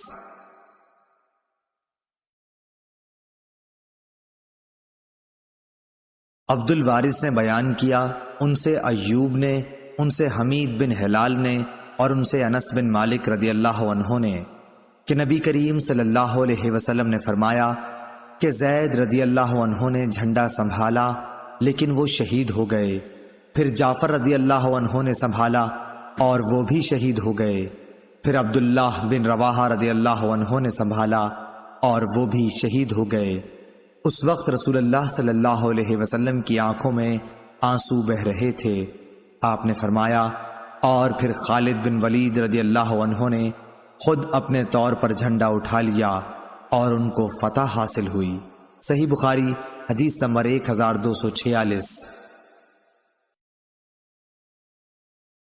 ابو معاویہ نے خبر دی، انہیں ابو اسحاق شیبانی نے، انہیں شعبی نے، ان سے ابن عباس رضی اللہ عنہ نے فرمایا کہ ایک شخص کی وفات ہو گئی، رسول اللہ صلی اللہ علیہ وسلم اس کی عیادت کو جایا کرتے تھے، کیونکہ ان کا انتقال رات میں ہوا تھا، اس لیے رات ہی میں لوگوں نے انہیں دفن کر دیا، اور جب صبح ہوئی تو حضور صلی اللہ علیہ وسلم کو خبر دی۔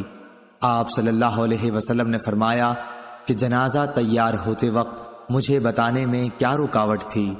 لوگوں نے کہا کہ رات تھی اور اندھیرا بھی تھا، اس لیے ہم نے مناسب نہیں سمجھا کہ کہیں آپ کو تکلیف ہو۔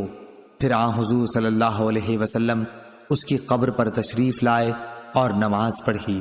صحیح بخاری حدیث نمبر 1247۔ ابو معمر نے بیان کیا، کہا کہ ہم سے عبد الوارث نے، ان سے عبد العزیز نے اور ان سے انس رضی اللہ عنہ نے کہ نبی کریم صلی اللہ علیہ وسلم نے فرمایا کہ کسی مسلمان کے اگر 3 بچے مر جائیں جو بلوغت کو نہ پہنچے ہوں تو اللہ تعالیٰ اس رحمت کے نتیجے میں جو ان بچوں سے وہ رکھتا ہے مسلمان بچے کے باپ اور ماں کو بھی جنت میں داخل کرے گا۔ صحیح بخاری حدیث نمبر 1248۔ مسلم بن ابراہیم نے بیان کیا، کہا کہ ہم سے شعبہ نے، ان سے عبد الرحمن بن عبداللہ سبحانی نے، ان سے ذکوان نے، اور ان سے حضرت ابو سعید خدری رضی اللہ عنہ نے کہ عورتوں نے نبی کریم صلی اللہ علیہ وسلم سے درخواست کی کہ ہمیں بھی نصیحت کرنے کے لیے آپ صلی اللہ علیہ وسلم ایک دن خاص فرما دیجئے۔ حضور صلی اللہ علیہ وسلم نے ان کی درخواست منظور فرماتے ہوئے ایک خاص دن میں ان کو واعظ فرمایا اور بتلایا کہ جس عورت کے 3 بچے مر جائیں تو وہ اس کے لیے جہنم سے پناہ بن جاتے ہیں۔ اس پر ایک عورت نے پوچھا، حضور اگر کسی کے 2 ہی بچے مریں؟ آپ نے فرمایا کہ 2 بچوں پر بھی۔ صحیح بخاری حدیث نمبر 1249۔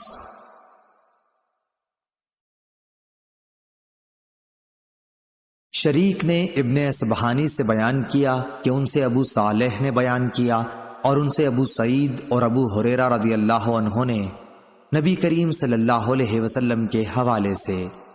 حضرت ابو ہریرہ رضی اللہ عنہ نے یہ بھی کہا کہ وہ بچے مراد ہیں جو ابھی بلوغت کو نہ پہنچے ہوں۔ صحیح بخاری حدیث نمبر 1250۔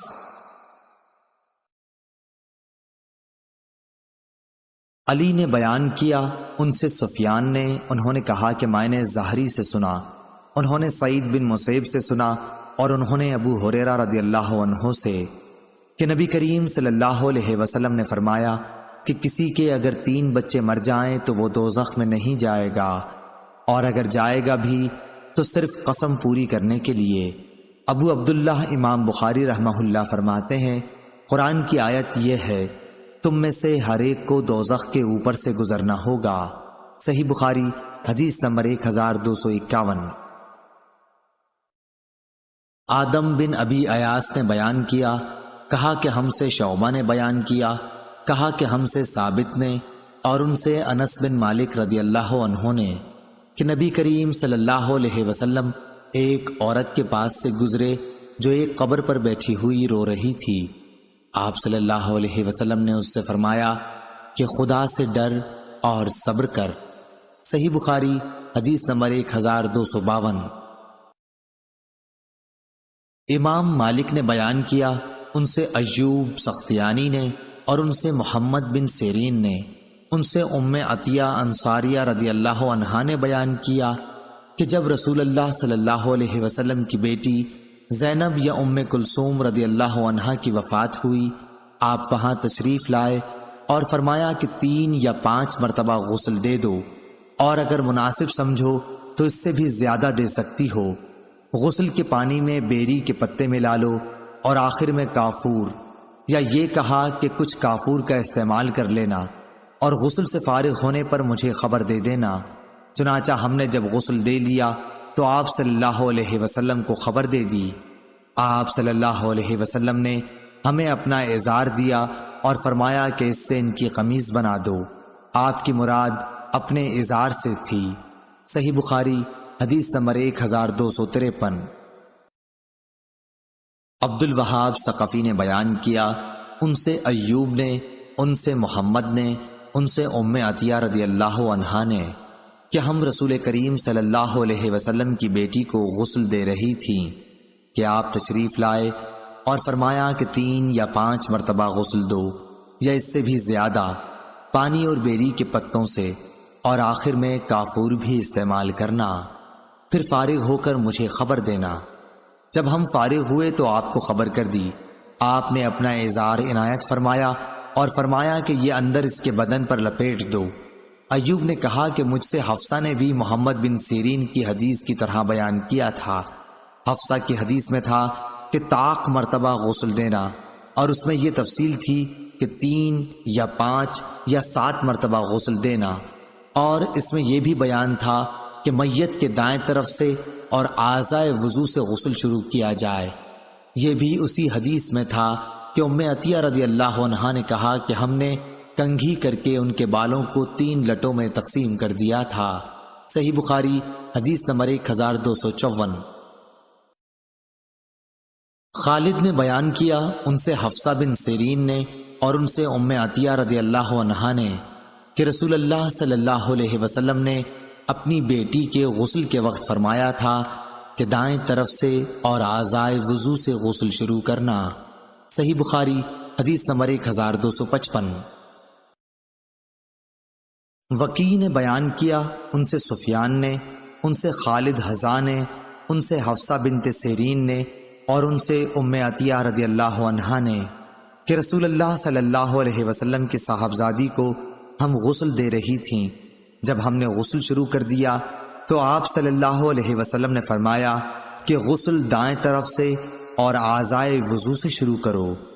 صحیح بخاری حدیث نمبر 1256۔ ابن عون نے خبر دی، انہیں محمد نے، ان سے ام عطیہ رضی اللہ عنہا نے بیان کیا کہ نبی کریم صلی اللہ علیہ وسلم کی ایک صاحبزادی کا انتقال ہو گیا۔ اس موقع پر آپ صلی اللہ علیہ وسلم نے ہمیں فرمایا کہ تم اسے 3 یا 5 مرتبہ غسل دو، اور اگر مناسب سمجھو تو اس سے زیادہ مرتبہ بھی غسل دے سکتی ہو، پھر فارغ ہو کر مجھے خبر دینا۔ چنانچہ جب ہم غسل دے چکیں تو آپ کو خبر دی، اور آپ صلی اللہ علیہ وسلم نے اپنا ازار عنایت فرمایا اور فرمایا کہ اسے اس کے بدن سے لپیٹ دو۔ صحیح بخاری حدیث نمبر 1257۔ حماد بن زید نے بیان کیا، ان سے ایوب نے، ان سے محمد نے، اور ان سے ام عطیہ رضی اللہ عنہا نے کہ نبی کریم صلی اللہ علیہ وسلم کی ایک بیٹی کا انتقال ہو گیا تھا، اس لیے آپ صلی اللہ علیہ وسلم باہر تشریف لائے اور فرمایا کہ اسے 3 یا 5 مرتبہ غسل دے دو، اور اگر تم مناسب سمجھو تو اس سے بھی زیادہ پانی اور بیری کے پتوں سے نہلاؤ، اور آخر میں کافور، یا یہ کہا کہ کچھ کافور کا بھی استعمال کرنا، پھر فارغ ہو کر مجھے خبر دینا۔ ام عطیہ رضی اللہ عنہا نے بیان کیا کہ جب ہم فارغ ہوئے تو ہم نے کہلا بھجوایا، آپ نے اپنا تہبند ہمیں دیا اور فرمایا کہ اسے اندر جسم پر لپیٹ دو۔ ایوب نے حفصہ بنت سیرین سے روایت کی، ان سے ام عطیہ رضی اللہ عنہا نے اسی طرح حدیث بیان کی۔ صحیح بخاری حدیث نمبر 1258۔ ام عطیہ رضی اللہ عنہا نے اس روایت میں یوں کہا کہ نبی صلی اللہ علیہ وسلم نے فرمایا کہ 3 یا 5 یا 7 مرتبہ، یا اگر تم مناسب سمجھو تو اس سے بھی زیادہ غسل دے سکتی ہو۔ حفصہ نے بیان کیا کہ ام عطیہ رضی اللہ عنہا نے فرمایا کہ ہم نے ان کے سر کے بال 3 لٹوں میں تقسیم کر دیے تھے۔ صحیح بخاری حدیث نمبر 1259۔ ایوب نے بیان کیا کہ میں نے حفصہ بنت سیرین سے سنا، انہوں نے کہا کہ حضرت ام عطیہ رضی اللہ عنہا نے ہم سے بیان کیا کہ انہوں نے رسول اللہ صلی اللہ علیہ وسلم کی صاحبزادی کے بالوں کو 3 لٹوں میں تقسیم کر دیا تھا۔ پہلے بال کھولے گئے، پھر انہیں دھو کر ان کی 3 چٹیاں کر دی گئیں۔ صحیح بخاری حدیث نمبر 1260۔ ایوب نے خبر دی، کہا کہ میں نے ابن سیرین سے سنا، انہوں نے کہا کہ ام عطیہ رضی اللہ عنہا کے یہاں انصار کی ان خواتین میں سے جنہوں نے نبی کریم صلی اللہ علیہ وسلم سے بیعت کی تھی ایک عورت آئی۔ بصرہ میں انہیں اپنے ایک بیٹے کی تلاش تھی لیکن وہ نہ ملا۔ پھر اس نے ہم سے یہ حدیث بیان کی کہ ہم رسول اللہ صلی اللہ علیہ وسلم کی صاحبزادی کو غسل دے رہی تھیں کہ آپ تشریف لائے اور فرمایا کہ 3 یا 5 مرتبہ غسل دے دو، اور اگر مناسب سمجھو تو اس سے بھی زیادہ دے سکتی ہو۔ غسل پانی اور بیری کے پتوں سے ہونا چاہیے، اور آخر میں کافور بھی استعمال کر لینا۔ غسل سے فارغ ہو کر مجھے خبر کرا دینا۔ انہوں نے بیان کیا کہ جب ہم غسل دے چکیں تو اطلاع دی، اور آپ نے اظہار عنایت کیا۔ آپ نے فرمایا کہ اسے اندر بدن سے لپیٹ دو، اس سے زیادہ آپ نے کچھ نہیں فرمایا۔ مجھے یہ نہیں معلوم کہ یہ آپ کی کون سی بیٹی تھیں، یہ ایوب نے کہا، اور انہوں نے بتایا کہ اشعار کا مطلب یہ ہے کہ اس میں نعش لپیٹ دی جائے۔ ابن سیرین رحمہ اللہ بھی یہی فرمایا کرتے تھے کہ عورت کے بدن میں اسے لپیٹا جائے، اظہار کے طور پر نہ باندھا جائے۔ صحیح بخاری حدیث نمبر 1261۔ سفیان نے بیان کیا، ان سے ہشام نے، ان سے ام حذیل نے، اور ان سے ام عطیہ رضی اللہ عنہا نے، انہوں نے کہا کہ ہم نے حضرت صلی اللہ علیہ وسلم کی بیٹی کے سر کے بال گوندھ کر ان کی 3 چٹیاں کر دیں۔ اور وکی نے سفیان سے یوں روایت کیا، ایک پیشانی کی طرف کے بالوں کی چٹی اور 2 ادھر ادھر کے بالوں کی۔ صحیح بخاری حدیث نمبر 1262۔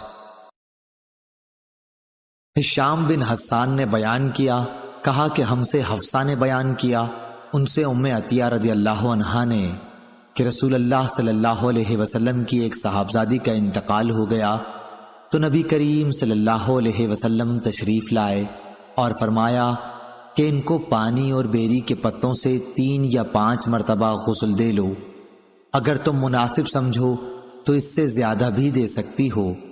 اور آخر میں کافور یا آپ صلی اللہ علیہ وسلم نے یہ فرمایا کہ تھوڑی سی کافور استعمال کرو، پھر جب غسل دے چکو تو مجھے خبر دو۔ چنانچہ فارغ ہو کر ہم نے آپ کو خبر دی تو آپ صلی اللہ علیہ وسلم نے ان کے کفن کے لیے اپنا اظہار عنایت کیا۔ ہم نے اس کے سر کے بالوں کی 3 چٹیاں کر کے انہیں پیچھے کی طرف ڈال دیا تھا۔ صحیح بخاری حدیث نمبر 1263۔ ہشام بن عروہ نے خبر دی، انہیں ان کے باپ عروہ بن زبیر نے، اور انہیں ان کی خالہ ام المومنین حضرت عائشہ صدیقہ رضی اللہ عنہا نے کہ رسول اللہ صلی اللہ علیہ وسلم کو یمن کے 3 سفید سوتی دھلے ہوئے کپڑوں میں کفن دیا گیا، ان میں نہ قمیض تھی نہ عمامہ۔ صحیح بخاری حدیث نمبر 1264۔ ابن عباس رضی اللہ عنہ نے بیان کیا کہ ایک شخص میدان عرفہ میں احرام باندھے ہوئے کھڑا ہوا تھا کہ اپنی سواری سے گر پڑا اور سواری نے انہیں کچل دیا، یا وقستہ کے بجائے یہ لفظ اوقستہ کہا۔ نبی کریم صلی اللہ علیہ وسلم نے ان کے لیے فرمایا کہ پانی اور بیری کے پتوں سے غسل دے کر 2 کپڑوں میں انہیں کفن دو، اور یہ بھی ہدایت فرمائی کہ انہیں خوشبو نہ لگاؤ اور نہ ان کا سر چھپاؤ، کیونکہ یہ قیامت کے دن لبیک کہتا ہوا اٹھے گا۔ صحیح بخاری حدیث نمبر 1265۔ حماد بن زید نے بیان کیا، انہوں نے کہا کہ ہم سے ایوب نے، ان سے سعید بن جبیر نے، اور ان سے عبداللہ ابن عباس رضی اللہ عنہ نے بیان کیا کہ ایک شخص نبی کریم صلی اللہ علیہ وسلم کے ساتھ میدان عرفہ میں وقوف کیے ہوئے تھا کہ وہ اپنے اونٹ سے گر پڑا اور اونٹ نے انہیں کچل دیا۔ نبی کریم صلی اللہ علیہ وسلم نے فرمایا کہ انہیں پانی اور بیری کے پتوں سے غسل دے کر 2 کپڑوں میں انہیں کفن دو، خوشبو نہ لگاؤ اور نہ سر ڈھکو، کیونکہ یہ قیامت کے دن لبیک کہتے ہوئے اٹھے گا۔ صحیح بخاری حدیث نمبر 1206۔ ابو عوانہ نے خبر دی، انہیں ابو بشر جعفر نے، انہیں سعید بن جبیر نے، انہیں عبداللہ بن عباس رضی اللہ عنہ نے بیان کیا کہ ایک مرتبہ ہم لوگ نبی کریم صلی اللہ علیہ وسلم کے ساتھ احرام باندھے ہوئے تھے کہ ایک شخص کی گردن اس کے اونٹ نے توڑ ڈالی، تو نبی کریم صلی اللہ علیہ وسلم نے فرمایا کہ انہیں پانی اور بیری کے پتوں سے غسل دے دو اور 2 کپڑوں کا کفن دو، خوشبو نہ لگاؤ اور نہ ان کا سر ڈھکو، اس لیے کہ اللہ تعالیٰ انہیں اٹھائے گا اس حالت میں کہ وہ لبیک پکارتا ہوگا۔ صحیح بخاری حدیث نمبر 1267۔ مسدد نے بیان کیا، ان سے حماد بن زید نے، ان سے عمرو اور ایوب نے، ان سے سعید بن جبیر نے، اور ان سے ابن عباس رضی اللہ عنہ نے کہ ایک شخص نبی کریم صلی اللہ علیہ وسلم کے ساتھ میدان عرفات میں کھڑا ہوا تھا، اچانک وہ اپنی سواری سے گر پڑا۔ ایوب نے کہا اونٹنی نے اس کی گردن توڑ ڈالی، اور عمرو نے یوں کہا کہ اونٹنی نے اس کو گرتے ہی مار ڈالا اور اس کا انتقال ہو گیا۔ تو آپ صلی اللہ علیہ وسلم نے فرمایا کہ اسے پانی اور بیری کے پتوں سے غسل دو اور 2 کپڑوں کا کفن دو، اور خوشبو نہ لگاؤ نہ سر ڈھکو، کیونکہ قیامت میں یہ اٹھایا جائے گا۔ ایوب نے کہا کہ یعنی تلبیح کہتے ہوئے اٹھایا جائے گا، اور عمرو نے اپنی روایت میں یلبی کے بجائے ملبیہ کا لفظ نقل کیا، یعنی لبیک کہتا ہوا اٹھے گا۔ صحیح بخاری حدیث نمبر 1268۔ نافع نے عبداللہ بن عمر رضی اللہ عنہ سے بیان کیا کہ جب عبداللہ بن ابی منافق کی موت ہوئی تو اس کا بیٹا عبداللہ صحابی نبی کریم صلی اللہ علیہ وسلم کی خدمت میں آیا اور عرض کی کہ یا رسول اللہ، والد کے کفن کے لیے آپ اپنی قمیص عنایت فرمائیے اور ان پر نماز پڑھیے اور مغفرت کی دعا کیجیے۔ چنانچہ نبی کریم صلی اللہ علیہ وسلم نے اپنی قمیض غایت مروت کی وجہ سے عنایت کی اور فرمایا کہ مجھے بتانا، میں نماز جنازہ پڑھوں گا۔ عبداللہ نے اطلاع بھجوائی۔ جب آپ صلی اللہ علیہ وسلم نماز پڑھانے کے لیے آگے بڑھے تو عمر رضی اللہ عنہ نے آپ صلی اللہ علیہ وسلم کو پیچھے سے پکڑ لیا اور عرض کیا کہ کیا اللہ تعالیٰ نے آپ کو منافقین کی نماز جنازہ پڑھنے سے منع نہیں کیا ہے؟ آپ صلی اللہ علیہ وسلم نے فرمایا کہ مجھے اختیار دیا گیا ہے، جیسا ارشاد باری ہے، تو ان کے لیے استغفار کر یا نہ کر، اگر تو 70 مرتبہ بھی استغفار کرے تو بھی اللہ انہیں ہرگز معاف نہیں کرے گا۔ چنانچہ نبی کریم صلی اللہ علیہ وسلم نے نماز پڑھائی۔ اس کے بعد یہ آیت اتری، کسی بھی منافق کی موت پر اس کی نماز جنازہ کبھی نہ پڑھانا۔ صحیح بخاری حدیث نمبر 1269۔ مالک بن اسماعیل نے بیان کیا، ان سے ابن عینہ نے بیان کیا، ان سے عمروں نے، انہوں نے جابر رضی اللہ عنہ سے سنا کہ نبی کریم صلی اللہ علیہ وسلم تشریف لائے تو عبداللہ بن ابی کو دفن کیا جا رہا تھا۔ آپ نے اسے قبر سے نکلوایا اور اپنا لعاب دہن اس کے منہ میں ڈالا اور اسے اپنی قمیض پہنائی۔ صحیح بخاری حدیث نمبر 1270۔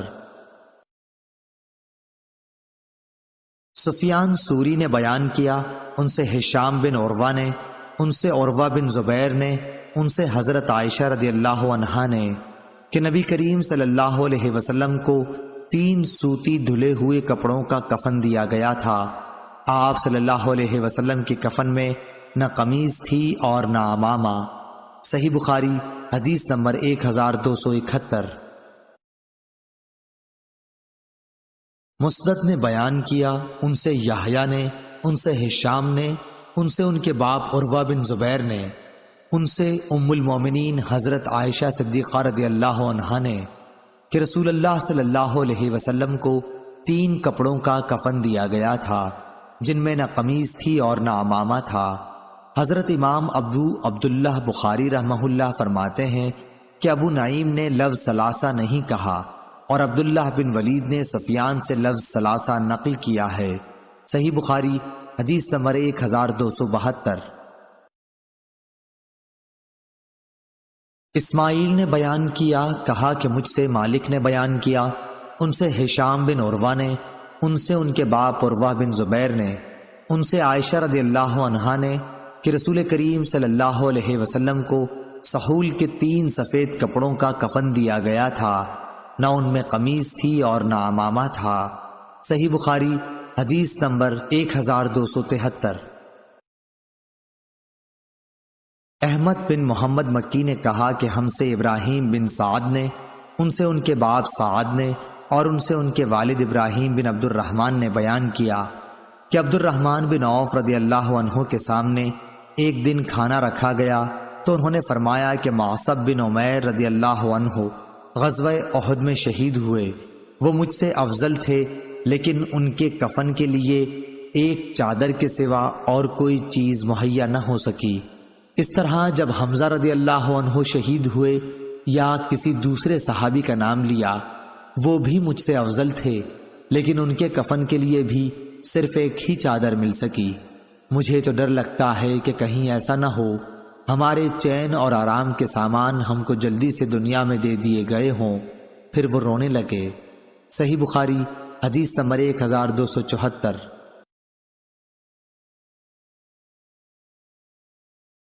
شعبہ نے خبر دی، انہیں سعد بن ابراہیم نے، انہیں ان کے باپ ابراہیم بن عبد الرحمن نے کہ عبد الرحمن بن عوف رضی اللہ عنہ کے سامنے کھانا حاضر کیا گیا، وہ روزے سے تھے۔ اس وقت انہوں نے فرمایا کہ ہائے معصب بن عمیر رضی اللہ عنہ شہید کیے گئے، وہ مجھ سے بہتر تھے، لیکن ان کے کفن کے لیے صرف ایک چادر میسر آ سکی۔ اگر اس سے ان کا سر ڈھانکا جاتا تو پاؤں کھل جاتے، اور پاؤں ڈھانکتے تو سر کھل جاتا۔ اور میں سمجھتا ہوں کہ انہوں نے یہ بھی فرمایا اور حمزہ رضی اللہ عنہ بھی اسی طرح شہید ہوئے، وہ بھی مجھ سے اچھے تھے۔ پھر ان کے بعد دنیا کی کشادگی ہمارے لیے خوب ہوئی، یا یہ فرمایا کہ دنیا ہمیں بہت دی گئی اور ہمیں تو اس کا ڈر لگتا ہے کہ کہیں ایسا نہ ہو کہ ہماری نیکیوں کا بدلہ اسی دنیا میں ہم کو مل گیا ہو۔ پھر آپ اس طرح رونے لگے کہ کھانا بھی چھوڑ دیا۔ صحیح بخاری حدیث نمبر 1275۔ خباب بن ارت رضی اللہ عنہ نے بیان کیا کہ ہم نے نبی کریم صلی اللہ علیہ وسلم کے ساتھ صرف اللہ کے لیے ہجرت کی، اب ہمیں اللہ تعالیٰ سے اجر ملنا ہی تھا۔ ہمارے بعض ساتھی تو انتقال کر گئے اور اس دنیا میں انہوں نے اپنے کیے کا کوئی پھل نہیں دیکھا۔ معصب بن عمیر رضی اللہ عنہ بھی انہی لوگوں میں سے تھے، اور ہمارے بعض ساتھیوں کا میوہ پک گیا اور وہ چن چن کر کھاتا ہے۔ مصعب بن عمر رضی اللہ عنہ احد کی لڑائی میں شہید ہوئے، ہم کو ان کے کفن میں ایک چادر کے سوا اور کوئی چیز نہ ملی، اور وہ بھی ایسی کہ اگر اس سے سر چھپاتے ہیں تو پاؤں کھل جاتا ہے، اور اگر پاؤں ڈھکتے تو سر کھل جاتا۔ آخر یہ دیکھ کر نبی کریم صلی اللہ علیہ وسلم نے ارشاد فرمایا کہ سر کو چھپا دیں اور پاؤں پر سبز گھاس ازخر نامی ڈال دیں۔ صحیح بخاری حدیث نمبر 1276۔ عبدالعزیز بن ابی حازم نے بیان کیا، ان سے ان کے باپ نے اور ان سے سہل رضی اللہ عنہ نے کہ ایک عورت نبی کریم صلی اللہ علیہ وسلم کی خدمت میں ایک بنی ہوئی حاشیہ دار چادر آپ کے لیے تحفہ لائی۔ سہل بن سعد رضی اللہ عنہ نے حاضرین سے پوچھا کہ تم جانتے ہو چادر کیا؟ لوگوں نے کہا کہ جی ہاں، شملہ۔ سہل رضی اللہ عنہ نے کہا کہ ہاں شملہ، تم نے ٹھیک بتایا۔ خیر، اس عورت نے کہا کہ میں نے اپنے ہاتھ سے اسے بنا ہے اور آپ صلی اللہ علیہ وسلم کو پہنانے کے لیے لائی ہوں۔ نبی کریم صلی اللہ علیہ وسلم نے وہ کپڑا قبول کیا۔ آپ صلی اللہ علیہ وسلم کو اس کی اس وقت ضرورت بھی تھی، پھر اسے ازار کے طور پر باندھ کر آپ صلی اللہ علیہ وسلم باہر تشریف لائے تو ایک صاحب عبد الرحمن بن عوف رضی اللہ عنہ نے کہا کہ یہ تو بڑی اچھی چادر ہے، یہ آپ صلی اللہ علیہ وسلم مجھے پہنا دیجئے۔ لوگوں نے کہا کہ آپ نے مانگ کر کچھ اچھا نہیں کیا، رسول اللہ صلی اللہ علیہ وسلم نے اسے اپنی ضرورت کی وجہ سے پہنا تھا اور تم نے یہ مانگ لیا، حالانکہ تم کو معلوم ہے کہ حضور صلی اللہ علیہ وسلم کسی کا سوال رد نہیں کرتے۔ عبد الرحمن بن عوف رضی اللہ عنہ نے جواب دیا کہ خدا کی قسم، میں نے اپنے پہننے کے لیے آپ صلی اللہ علیہ وسلم سے یہ چادر نہیں مانگی تھی، بلکہ میں اسے اپنا کفن بناؤں گا۔ سہل رضی اللہ عنہ نے بیان کیا کہ وہی چادر ان کا کفن بنی۔ صحیح بخاری حدیث نمبر 1277۔ سفیان سوری نے بیان کیا، ان سے خالد حذا نے، ان سے ام حذیل حفصہ بنت سیرین نے، ان سے ام عطیہ رضی اللہ عنہا نے بیان کیا کہ ہمیں عورتوں کو جنازے کے ساتھ چلنے سے منع کیا گیا مگر تاکید سے منع نہیں ہوا۔ صحیح بخاری حدیث نمبر 1278۔ بشر بن مفضل نے بیان کیا، انہوں نے کہا کہ ہم سے سلمہ بن علقمہ نے اور ان سے محمد بن سیرین نے کہ ام عطیہ رضی اللہ عنہا کے ایک بیٹے کا انتقال ہو گیا۔ اس کے تیسرے دن انہوں نے صفرہ خلوق، ایک قسم کی زرد خوشبو منگوائی اور اسے اپنے بدن پر لگایا اور فرمایا کہ خاوند کے سوا کسی دوسرے پر 3 دن سے زیادہ سوگ کرنے سے ہمیں منع کیا گیا ہے۔ صحیح بخاری حدیث نمبر 1279۔ حمید بن نافع نے زینب بنت ابی سلمہ سے خبر دی کہ ابو سفیان رضی اللہ عنہ کی وفات کی خبر جب شام سے آئی تو ام حبیبہ رضی اللہ عنہا ابو سفیان رضی اللہ عنہ کی صاحبزادی اور ام المومنین نے تیسرے دن صفرہ خوشبو منگوا کر اپنے دونوں رخساروں اور بازوؤں پر ملا اور فرمایا کہ اگر میں نے نبی کریم صلی اللہ علیہ وسلم سے یہ نہ سنا ہوتا کہ کوئی عورت جو اللہ اور آخرت کے دن پر ایمان رکھتی ہو اس کے لیے جائز نہیں کہ وہ شوہر کے سوا کسی کا سوگ 3 دن سے زیادہ منائے، اور شوہر کا سوگ 4 مہینے 10 دن کرے تو مجھے اس وقت اس خوشبو کے استعمال کی ضرورت نہیں تھی۔ صحیح بخاری حدیث نمبر 1280۔ عبداللہ بن ابی بکر نے بیان کیا، ان سے محمد بن عمرو بن حزم نے، ان سے حمید بن نافع نے، ان کو زینب بنت ابی سلمہ نے خبر دی کہ وہ نبی کریم صلی اللہ علیہ وسلم کی زوجہ مطہرہ حضرت ام حبیبہ رضی اللہ عنہا کے پاس گئی تو انہوں نے فرمایا کہ میں نے رسول اللہ صلی اللہ علیہ وسلم سے سنا ہے کہ کوئی بھی عورت جو اللہ اور یوم آخرت پر ایمان رکھتی ہو، اس کے لیے شوہر کے سوا کسی مردے پر 3 دن سے زیادہ سوگ منانا جائز نہیں ہے، ہاں شوہر پر 4 مہینے 10 دن تک سوگ منائے۔ صحیح بخاری حدیث نمبر 1281۔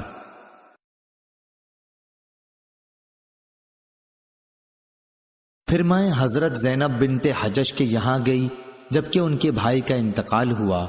انہوں نے خوشبو منگوائی اور اسے لگایا، پھر فرمایا کہ مجھے خوشبو کی کوئی ضرورت نہیں تھی، لیکن میں نے نبی کریم صلی اللہ علیہ وسلم کو منبر پر یہ کہتے ہوئے سنا ہے کہ کسی بھی عورت کو جو اللہ اور یوم آخرت پر ایمان رکھتی ہو، جائز نہیں ہے کہ کسی میت پر 3 دن سے زیادہ سوگ کرے، لیکن شوہر کا سوگ عدت 4 مہینے 10 دن تک کرے۔ صحیح بخاری حدیث نمبر 1282۔ ثابت نے بیان کیا اور ان سے حضرت انس بن مالک رضی اللہ عنہ نے کہ نبی کریم صلی اللہ علیہ وسلم کا گزر ایک عورت پر ہوا جو قبر پر بیٹھی ہوئی رو رہی تھی۔ آپ صلی اللہ علیہ وسلم نے فرمایا کہ اللہ سے ڈر اور صبر کر۔ وہ بولی، جاؤ جی پرے ہٹو، یہ مصیبت تم پر پڑی ہوتی تو پتہ چلتا۔ وہ آپ صلی اللہ علیہ وسلم کو پہچان نہ سکی تھی۔ پھر جب لوگوں نے اسے بتایا کہ یہ نبی کریم صلی اللہ علیہ وسلم تھے تو اب وہ گھبرا کر حضور صلی اللہ علیہ وسلم کے دروازے پر پہنچی۔ وہاں اسے کوئی دربان نہ ملا۔ پھر اس نے کہا کہ میں آپ کو پہچان نہ سکی تھی، معاف فرمائیے۔ تو آپ صلی اللہ علیہ وسلم نے فرمایا کہ صبر تو جب صدمہ شروع ہو اس وقت کرنا چاہیے، اب کیا ہوتا ہے۔ صحیح بخاری حدیث نمبر 1283۔ عاصم بن سلیمان نے خبر دی، انہیں ابو عثمان عبد الرحمن نہدی نے کہا کہ مجھ سے اسامہ بن زید رضی اللہ عنہ نے بیان کیا کہ نبی کریم صلی اللہ علیہ وسلم کی ایک صاحبزادی حضرت زینب رضی اللہ عنہا نے آپ صلی اللہ علیہ وسلم کو اطلاع کرائی کہ میرا ایک لڑکا مرنے کے قریب ہے، اس لیے آپ صلی اللہ علیہ وسلم تشریف لائیں۔ آپ صلی اللہ علیہ وسلم نے انہیں سلام کہلوایا اور کہلوایا کہ اللہ تعالیٰ ہی کا سارا مال ہے، جو لے لیا وہ اسی کا تھا اور جو اس نے دیا وہ بھی اسی کا تھا، اور ہر چیز اس کی بارگاہ سے وقت مقررہ پر ہی واقع ہوتی ہے، اس لیے صبر کرو اور اللہ تعالیٰ سے ثواب کی امید رکھو۔ پھر حضرت زینب رضی اللہ عنہا نے قسم دے کر آپ کو یہاں بلوا بھیجا۔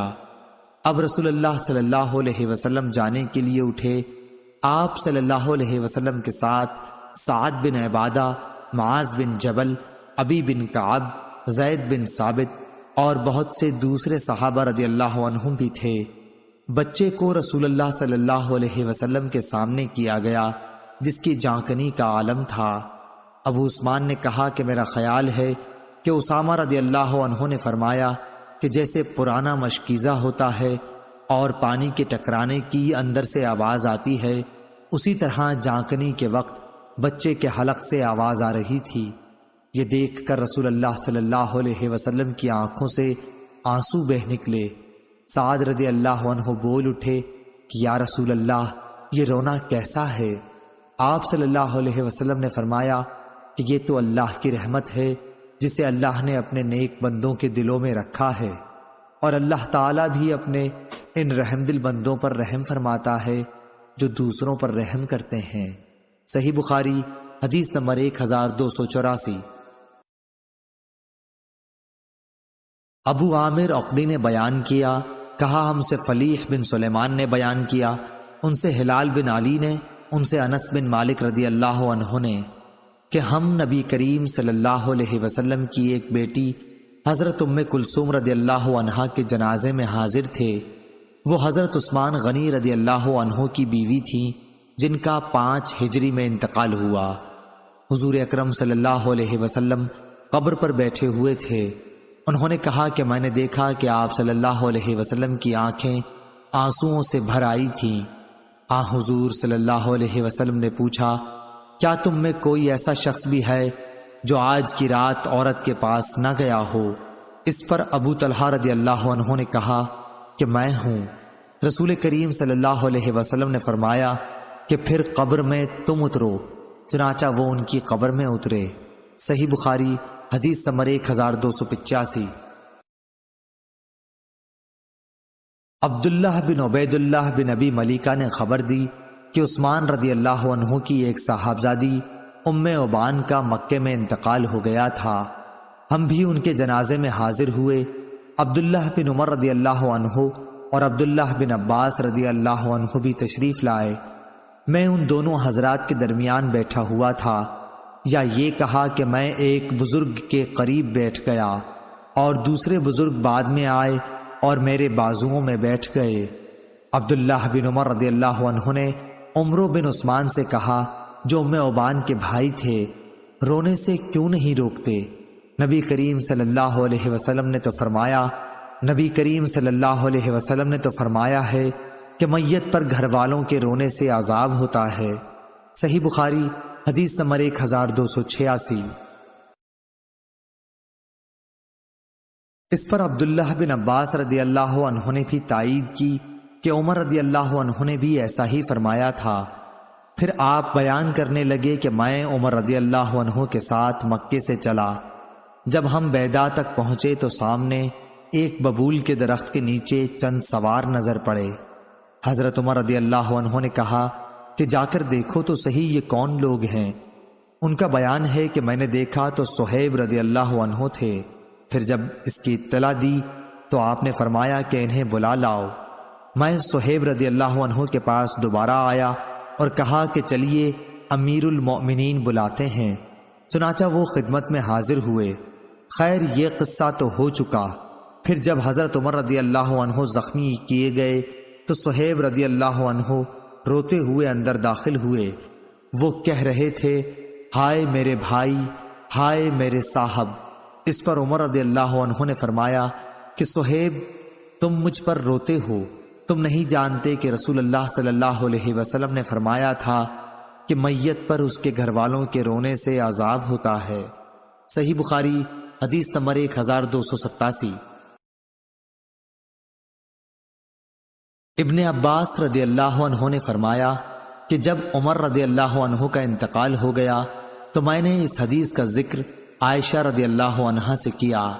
انہوں نے فرمایا کہ رحمت عمر پر ہو، بخدا رسول اللہ صلی اللہ علیہ وسلم نے یہ نہیں فرمایا ہے کہ اللہ مومن پر اس کے گھر والوں کے رونے کی وجہ سے عذاب کرے گا، بلکہ حضرت صلی اللہ علیہ وسلم نے یوں فرمایا کہ اللہ تعالیٰ کافر کا عذاب اس کے گھر والوں کے رونے کی وجہ سے اور زیادہ کر دیتا ہے۔ اس کے بعد کہنے لگیں کہ قرآن کی یہ آیت تم کو بس کرتی ہے کہ کوئی کسی کے گناہ کا ذمہ دار اور اس کا بوجھ اٹھانے والا نہیں۔ اس پر ابن عباس رضی اللہ عنہ نے اس وقت یعنی ام عبان کے جنازے میں سورہ نجم کی یہ آیت پڑھی، اور اللہ ہی ہنساتا ہے اور وہی رلاتا ہے۔ ابن ابی ملیکہ نے کہا کہ خدا کی قسم ابن عباس کی یہ تقریر سن کر ابن عمر رضی اللہ عنہ نے کچھ جواب نہیں دیا۔ صحیح بخاری حدیث نمبر 1288۔ امام مالک نے خبر دی، انہیں عبداللہ بن ابی بکر نے، انہیں ان کے باپ نے اور انہیں عمرہ بنت عبد الرحمن نے، انہوں نے نبی کریم صلی اللہ علیہ وسلم کی بیوی حضرت عائشہ رضی اللہ عنہا سے سنا۔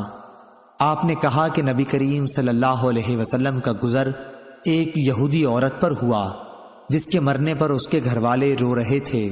اس وقت آپ صلی اللہ علیہ وسلم نے فرمایا کہ یہ لوگ رو رہے ہیں حالانکہ اس کو قبر میں عذاب کیا جا رہا ہے۔ صحیح بخاری حدیث نمبر 1289۔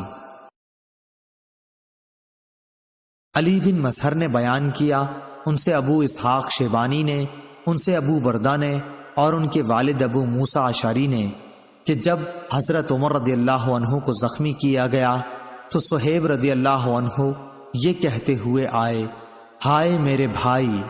اس پر حضرت عمر رضی اللہ عنہ نے فرمایا کہ تجھ کو معلوم نہیں کہ نبی صلی اللہ علیہ وسلم نے فرمایا ہے کہ مردے کو اس کے گھر والوں کے رونے سے عذاب کیا جاتا ہے۔ صحیح بخاری حدیث نمبر 1290۔ ابو نعیم نے بیان کیا، کہا کہ ہم سے سعید بن عبید نے، ان سے علی بن ربیعہ نے اور ان سے مغیرہ بن شعبہ رضی اللہ عنہ نے کہ میں نے نبی کریم صلی اللہ علیہ وسلم سے سنا، آپ فرماتے تھے کہ میرے متعلق کوئی جھوٹی بات کہنا عام لوگوں سے متعلق جھوٹ بولنے کی طرح نہیں ہے۔ جو شخص بھی جان بوجھ کر میرے اوپر جھوٹ بولے وہ اپنا ٹھکانہ جہنم میں بنا لے۔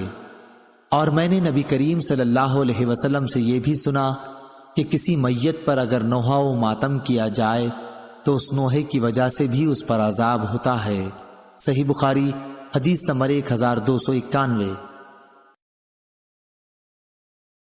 عبدان عبداللہ بن عثمان نے بیان کیا، کہا کہ مجھے میرے باپ نے خبر دی، انہیں شعبہ نے، انہیں قتادہ نے، انہیں سعید بن مسیب نے، انہیں عبداللہ بن عمر رضی اللہ عنہ نے اپنے باپ حضرت عمر رضی اللہ عنہ سے کہ نبی کریم صلی اللہ علیہ وسلم نے فرمایا کہ میت کو اس پر نوحہ کیے جانے کی وجہ سے بھی قبر میں عذاب ہوتا ہے۔ عبدان کے ساتھ اس حدیث کو عبد الاعلیٰ نے بھی یزید بن زریع سے روایت کیا۔ انہوں نے کہا ہم سے سعید بن ابی عروبہ نے بیان کیا، کہا ہم سے قتادہ نے اور آدم بن ابی ایاس نے شعبہ سے یوں روایت کیا کہ میت پر زندہ کے رونے سے عذاب ہوتا ہے۔ صحیح بخاری حدیث نمبر 1292۔ محمد بن منقدر نے بیان کیا، کہا کہ میں نے جابر بن عبداللہ انصاری رضی اللہ عنہ سے سنا، انہوں نے فرمایا کہ میرے والد کی لاش احد کے میدان سے لائی گئی، مشرکوں نے آپ کی صورت تک بگاڑ دی تھی۔ نعش رسول اللہ صلی اللہ علیہ وسلم کے سامنے رکھی گئی، اوپر سے ایک کپڑا ڈھکا ہوا تھا۔ میں نے چاہا کہ کپڑے کو ہٹاؤں لیکن میری قوم نے مجھے روکا، پھر دوبارہ کپڑا ہٹانے کی کوشش کی، اس مرتبہ بھی میری قوم نے مجھ کو روک دیا۔ اس کے بعد رسول اللہ صلی اللہ علیہ وسلم کے حکم سے جنازہ اٹھایا گیا۔ اس وقت کسی زور زور سے رونے والے کی آواز سنائی دی تو رسول اللہ صلی اللہ علیہ وسلم نے پوچھا یہ کون ہے؟ لوگوں نے کہا کہ یہ عمرو کی بیٹی، یا کہا کہ عمرو کی بہن ہے۔ نام میں سفیان کو شک ہوا تھا۔ آپ صلی اللہ علیہ وسلم نے فرمایا کہ روتی کیوں ہیں؟ یا یہ فرمایا کہ رو نہیں کہ ملائکہ برابر اپنے پروں کا سایہ کیے رہے ہیں جب تک اس کا جنازہ اٹھایا گیا۔ صحیح بخاری حدیث نمبر 1293۔ زبید یامی نے بیان کیا، ان سے ابراہیم نخعی نے، ان سے مسروق نے اور ان سے عبداللہ بن مسعود رضی اللہ عنہ نے کہ رسول اللہ صلی اللہ علیہ وسلم نے فرمایا کہ جو عورتیں کسی کی موت پر اپنے چہروں کو پیٹتی اور گریبان کو چاک کر لیتی ہیں اور جاہلیت کی باتیں بکتی ہیں وہ ہم میں سے نہیں ہیں۔ صحیح بخاری حدیث نمبر 1294۔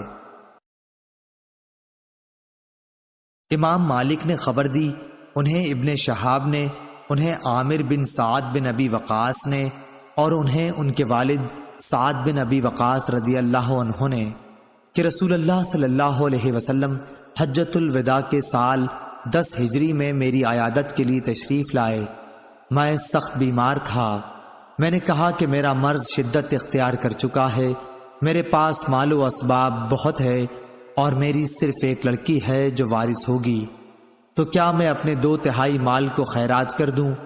آپ صلی اللہ علیہ وسلم نے فرمایا کہ نہیں۔ میں نے کہا آدھا؟ آپ صلی اللہ علیہ وسلم نے فرمایا نہیں۔ پھر آپ صلی اللہ علیہ وسلم نے فرمایا کہ 1/3 کر دو، اور یہ بھی بڑی خیرات ہے یا بہت خیرات ہے۔ اگر تو اپنے وارثوں کو اپنے پیچھے مالدار چھوڑ جائے تو یہ اس سے بہتر ہوگا کہ محتاجی میں انہیں اس طرح چھوڑ کر جائے کہ وہ لوگوں کے سامنے ہاتھ پھیلاتے پھریں۔ یہ یاد رکھو کہ جو خرچ بھی تم اللہ کی رضا کی نیت سے کرو گے تو اس پر بھی تمہیں ثواب ملے گا، حتیٰ کہ اس لقمے پر بھی جو تم اپنی بیوی کے منہ میں رکھو۔ پھر میں نے پوچھا کہ یا رسول اللہ صلی اللہ علیہ وسلم، میرے ساتھی تو مجھے چھوڑ کر حجۃ الوداع کر کے مکے سے جا رہے ہیں اور میں ان سے پیچھے رہ رہا ہوں۔ اس پر حضور صلی اللہ علیہ وسلم نے فرمایا کہ یہاں رہ کر بھی تم کوئی نیک عمل کرو گے تو اس سے تمہارے درجے بلند ہوں گے، اور شاید ابھی تم زندہ رہو گے اور بہت سے لوگوں کو، مسلمانوں کو تم سے فائدہ پہنچے گا اور بہتوں کو، کفار و مرتدین کو نقصان۔ پھر آپ صلی اللہ علیہ وسلم نے دعا فرمائی، اے اللہ میرے ساتھیوں کو ہجرت پر استقلال عطا فرما اور ان کے قدم پیچھے کی طرف نہ لوٹا۔ لیکن مصیبت زدہ سعد بن خولہ تھے اور رسول اللہ صلی اللہ علیہ وسلم نے ان کے مکے میں وفات پا جانے کی وجہ سے اظہار غم کیا تھا۔ صحیح بخاری حدیث نمبر 1295۔ ابو بردہ بن ابو موسیٰ نے بیان کیا کہ ابو موسیٰ اشعری رضی اللہ عنہ بیمار پڑے، ایسے کہ ان پر غشی طاری تھی اور ان کا سر ان کی ایک بیوی ام عبداللہ بنت ابی رومہ کی گود میں تھا۔ وہ ایک زور چیخ مار کر رونے لگی۔ ابو موسیٰ رضی اللہ عنہ اس وقت کچھ بول نہ سکے، لیکن جب ان کو ہوش ہوا تو انہوں نے فرمایا کہ میں بھی اس کام سے بیزار ہوں، میں بھی اس کام سے بیزار ہوں جس سے رسول اللہ صلی اللہ علیہ وسلم نے بیزاری کا اظہار فرمایا۔ رسول اللہ صلی اللہ علیہ وسلم نے کسی غم کے وقت چلا کر رونے والی، سر منڈوانے والی اور گریبان چاک کرنے والی عورتوں سے اپنی بیزاری کا اظہار فرمایا تھا۔ صحیح بخاری حدیث نمبر 1296۔ سفیان سوری نے بیان کیا، ان سے اعمش نے، ان سے عبداللہ بن ورا نے، ان سے مسروق نے اور ان سے عبداللہ بن مسعود رضی اللہ عنہ نے کہ رسول اللہ صلی اللہ علیہ وسلم نے فرمایا، جو شخص کسی میت پر اپنے رخسار پیٹے، گریبان پھاڑے اور عہد جاہلیت کسی باتیں کرے وہ ہم میں سے نہیں ہے۔ صحیح بخاری حدیث نمبر 1297۔ عمر بن حفص نے بیان کیا، ان سے ان کے باپ حفص نے اور ان سے اعمش نے اور ان سے عبداللہ بن مرا نے، ان سے مسروق نے اور ان سے عبداللہ رضی اللہ عنہ نے بیان کیا کہ رسول اللہ صلی اللہ علیہ وسلم نے فرمایا کہ جو کسی کی موت پر اپنے رخسار پیٹے، گریبان چاک کرے اور جاہلیت کی باتیں کرے وہ ہم میں سے نہیں ہے۔ صحیح بخاری حدیث نمبر 1298۔ عبد الوہاب نے بیان کیا، کہا کہ میں نے یحییٰ سے سنا، انہوں نے کہا کہ مجھے عمرہ نے خبر دی، کہا کہ میں نے عائشہ رضی اللہ عنہا سے سنا، آپ نے کہا کہ جب نبی کریم صلی اللہ علیہ وسلم کو زید بن حارثہ، جعفر اور عبداللہ بن رواحہ رضی اللہ عنہم کی شہادت غزوہ موتہ میں کی خبر ملی تو آپ صلی اللہ علیہ وسلم اس وقت اس طرح تشریف فرما تھے کہ غم کے آثار آپ کے چہرے پر ظاہر تھے۔ میں دروازے کے سوراخ سے دیکھ رہی تھی، اتنے میں ایک صاحب آئے اور جعفر رضی اللہ عنہ کے گھر کی عورتوں کے رونے کا ذکر کیا۔ آپ صلی اللہ علیہ وسلم نے فرمایا کہ انہیں رونے سے منع کر دے۔ وہ گئے لیکن واپس آ کر کہا کہ وہ تو نہیں مانتی۔ آپ نے پھر فرمایا کہ انہیں منع کر دے۔ اب وہ تیسری مرتبہ واپس ہوئے اور عرض کیا کہ یا رسول اللہ صلی اللہ علیہ وسلم، قسم اللہ کی وہ تو ہم پر غالب آ گئی ہیں۔ عمرہ نے کہا، حضرت عائشہ رضی اللہ عنہا کو یقین ہوا کہ ان کے اس کہنے پر رسول کریم نے فرمایا پھر ان کے منہ میں مٹی جھونک دے۔ اس پر میں نے کہا کہ تیرا برا ہو، رسول کریم صلی اللہ علیہ وسلم اب جس کام کا حکم دے رہے ہیں وہ تو کرو گے نہیں، لیکن آپ صلی اللہ علیہ وسلم کو تکلیف میں ڈال دیا۔ صحیح بخاری حدیث نمبر 1299۔ عمرو بن علی نے بیان کیا، ان سے محمد بن فضیل نے بیان کیا، ان سے عاصم احول نے اور ان سے انس رضی اللہ عنہ نے کہ جب قاریوں کی ایک جماعت شہید کر دی گئی تو رسول کریم صلی اللہ علیہ وسلم 1 مہینے تک قنوت پڑھتے رہے۔ میں نے حضور صلی اللہ علیہ وسلم کو کبھی نہیں دیکھا کہ آپ صلی اللہ علیہ وسلم ان دنوں سے زیادہ کبھی غمگین رہے ہوں۔ صحیح بخاری حدیث نمبر 1300۔